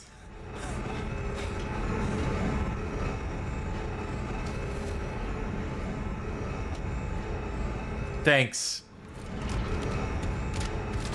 You know, something's dawning on me now. There's a lot of, in case of emergency, fire axes around here, right? Well, fire would be devastating if you're completely... Yeah. Everything's made of metal.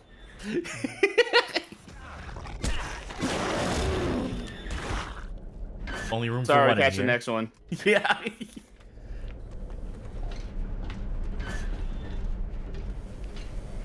The man responsible for this atrocity is to be found immediately. All off-duty military personnel are to report to their squad leaders at once. Search every room, corridor, storage area, and corner. Arrest any suspects. Use all available methods, including deadly force, to bring him down.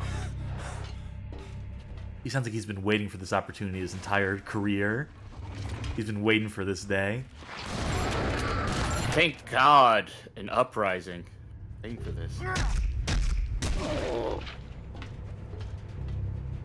That switch isn't working. You don't say. Oh, time to hack the planet, I imagine. D A S. Got it. Tiger Chimera says, are they going to pin this on our pro tag? Of course they are. I mean, everyone already hates in this it. guy. Yeah.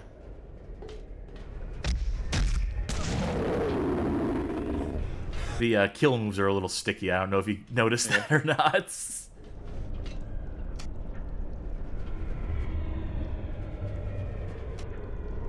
I wonder if there's a secret door around here.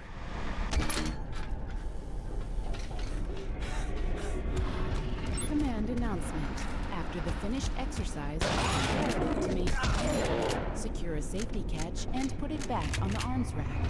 Disregarding this rule will result in a week-long ban on bar admittance. This lady sounds like Jennifer Tilly. Oh! Timer. A real short timer. Oh! You have to hit... okay. Bad security measure if that's what it's like. If it takes that long? We'll give them 5 seconds. No one will be able to clear this. Listen, to launch the nuke, you need to turn both of these keys within 5 minutes of each other. Okay, back to the tech area.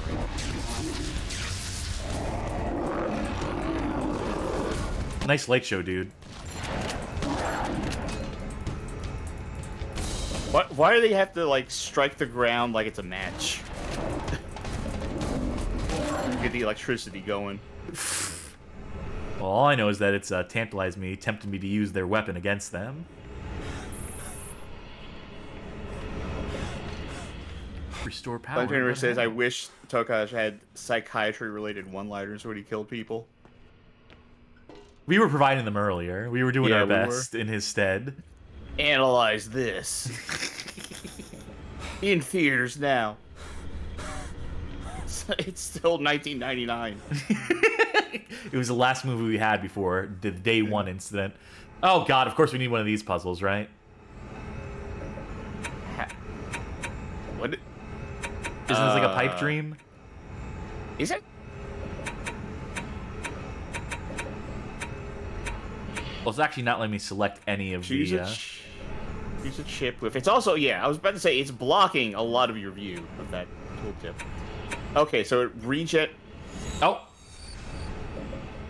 Okay. I think it may have been like a matching thing, or like a pattern recognition thing. So see, it also randomizes the pattern each time you check it. Alright, I got one of these sticks too, buddy. Because I don't know how to turn mine on.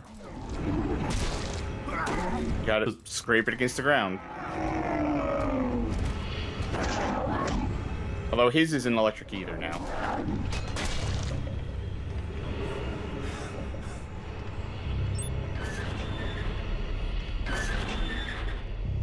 We'll bring this to a close soon. I'm getting the feeling it's not going to be a clean break here, a clean ending. Gun? No. Why would it be? Shit.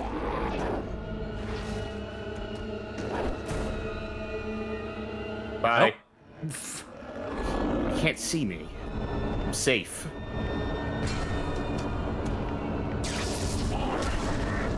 Like, they're trying to make these enemies seem like they're threats, but how many have we mowed down so far? Yeah, like, very few things seem like a threat to your character. Unless they're in a cutscene, in which case everything is dangerous and frightening and can kill us in one hit. Hey, buddy, let me help you out. This will gain your trust, right? Oh, you got him into a stun state with one hit. Maybe he softened him up with the bullets first. Well. I guess this guy's not showing up in Afterfall Reconquest. Yeah, that does not let you get into that animation very easily. Considering you failed to do it that time. What matters is that I did hit him and split his head open, so... Alright, the next checkpoint.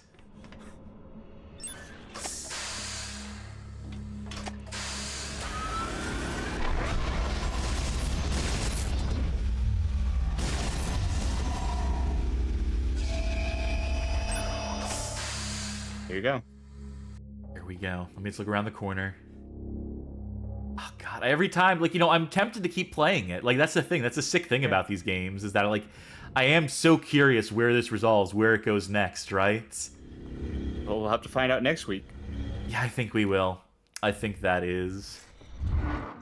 Leaving now. Quick look at the chapters. Chapter 8. Oh, 1, 4... Oh, wait, no, we can... Oh, I see. Oh, okay. I get it. Yeah, so there's chapters, there's like, you know, sections, segments, scenes, if you will, and there's chapters within them, but they're all sequential. World 1, Level 1. It's not gonna let us go ahead to see how many there are in total, but at the very least, we know where it'll pick us up. We'll be prepared. We'll know what we're getting into. We won't have to do a full history section next time prior to it, so we'll probably finish the game in the span of the next episode. I know it's a short one. I think I've seen long plays ranging from 3 to 5 hours. So we could have potentially beat it in one if we didn't have a whole history section to get to. But also that history section was, I think, fascinating. Yes. With that being said, folks, thanks for joining us on this first episode of Afterfall InSanity Extended Edition. Hell of a story behind it. Final product, you would not know to look at it that there is that much history behind it, that many years of contention and changing engines and developers and stealing things out from under each other and poaching ideas, forum drama, the works, all resolving in a completely generic third-person survival horror game. But hey, that's the fun of the Bad Game Hall of Fame, isn't it? That's what we come here in search of. These are the sorts of things we dream of stumbling upon. And I do want to thank, by the way, if I didn't remember to do this at the top of the show, E.M. Sparkley from our Patreon Saints channel, from our Discord community, who suggested this game to us. And what a rabbit hole we've been thrown down with this one. Good recommendation, good suggestion, it must be said. With that being said, folks, you should consider joining our Discord server at discord.gg/bghof, where the bad games live and the bad games discusso happens. And if you happen to really like what we're doing and see fit to financially support the show, consider subscribing on Twitch, pledging on Patreon, becoming a member on YouTube, because any or all of the above will grant you access to that Patreon Saints channel, wherein people vote in polls, make suggestions the likes of this, help steer the direction of the show. If you cannot financially support us at this time, we completely understand. Consider instead, if you'd like to help us out, sharing videos from our suggested viewing playlist over on YouTube. 20 hand-picked episodes we think are fit for onboarding folk onto this show of ours. Or maybe you know someone who is Polish. That's good enough grounds for it, right? To show in this episode. Yeah, that's the segue, sure. Or maybe you know someone who's a fan of survival horror or CRPGs. Two genres that both describe this game. We leave it to your discretion, dear viewer, who you choose and what you choose to share with them, and so forth. Barring that, we just thank you for tuning into these things, sticking through to these ending segments, and so forth. What do we have on the itinerary? What do we have coming up? Well, I can tell you that on Saturday, we will be returning to the world of Cursed Kart Racers, playing more kart racer games as we chronicle the history of that subgenre. We're getting back to some handhelds, approaching the GBA as Mario Super Circuit. Mario Kart Super Circuit, even, is just around the corner. And all the games that saw fit to rip that off, that tried and failed to bring kart racing to the GBA in its wake and before. It's going to be an interesting episode, folks.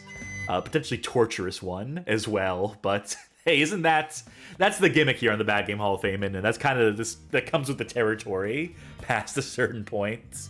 We got a podcast recording coming up this Sunday that'll hopefully be up within the week, and I know we have some news stories for that one.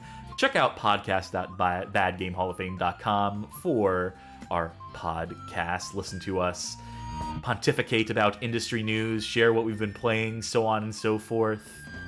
And then on Tuesday, me and Johnny will be concluding the Chris campaign in Resident Evil 6. boy howdy, that campaign's been an adventure. I didn't get a chance to tell you, Charky, but I've been enjoying that. More than I thought I would. Oh yeah, we were playing Mercenaries for like... Oh yeah, that's right. Almost like 2 hours the other day.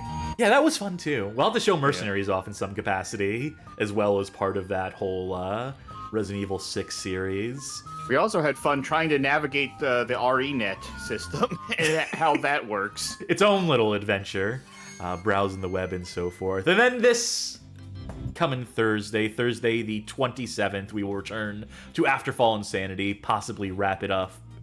And I don't know, we might have to also check out Afterfall Reconquest. Maybe at a later date, maybe with some distance between InSanity and Reconquest and so forth. But I don't know, I'm invested in this universe now. I can't wait to see what they do with it. I can't wait to see the next game from Got a Nicholas whole Productions. 9 episodes to play of Reconquest. Ah, man. Hell of a show we put on here. Goofy show. Love this show. Love the folk who tune in. Thank you again, folks. Who should we raid? Who's streaming at current juncture?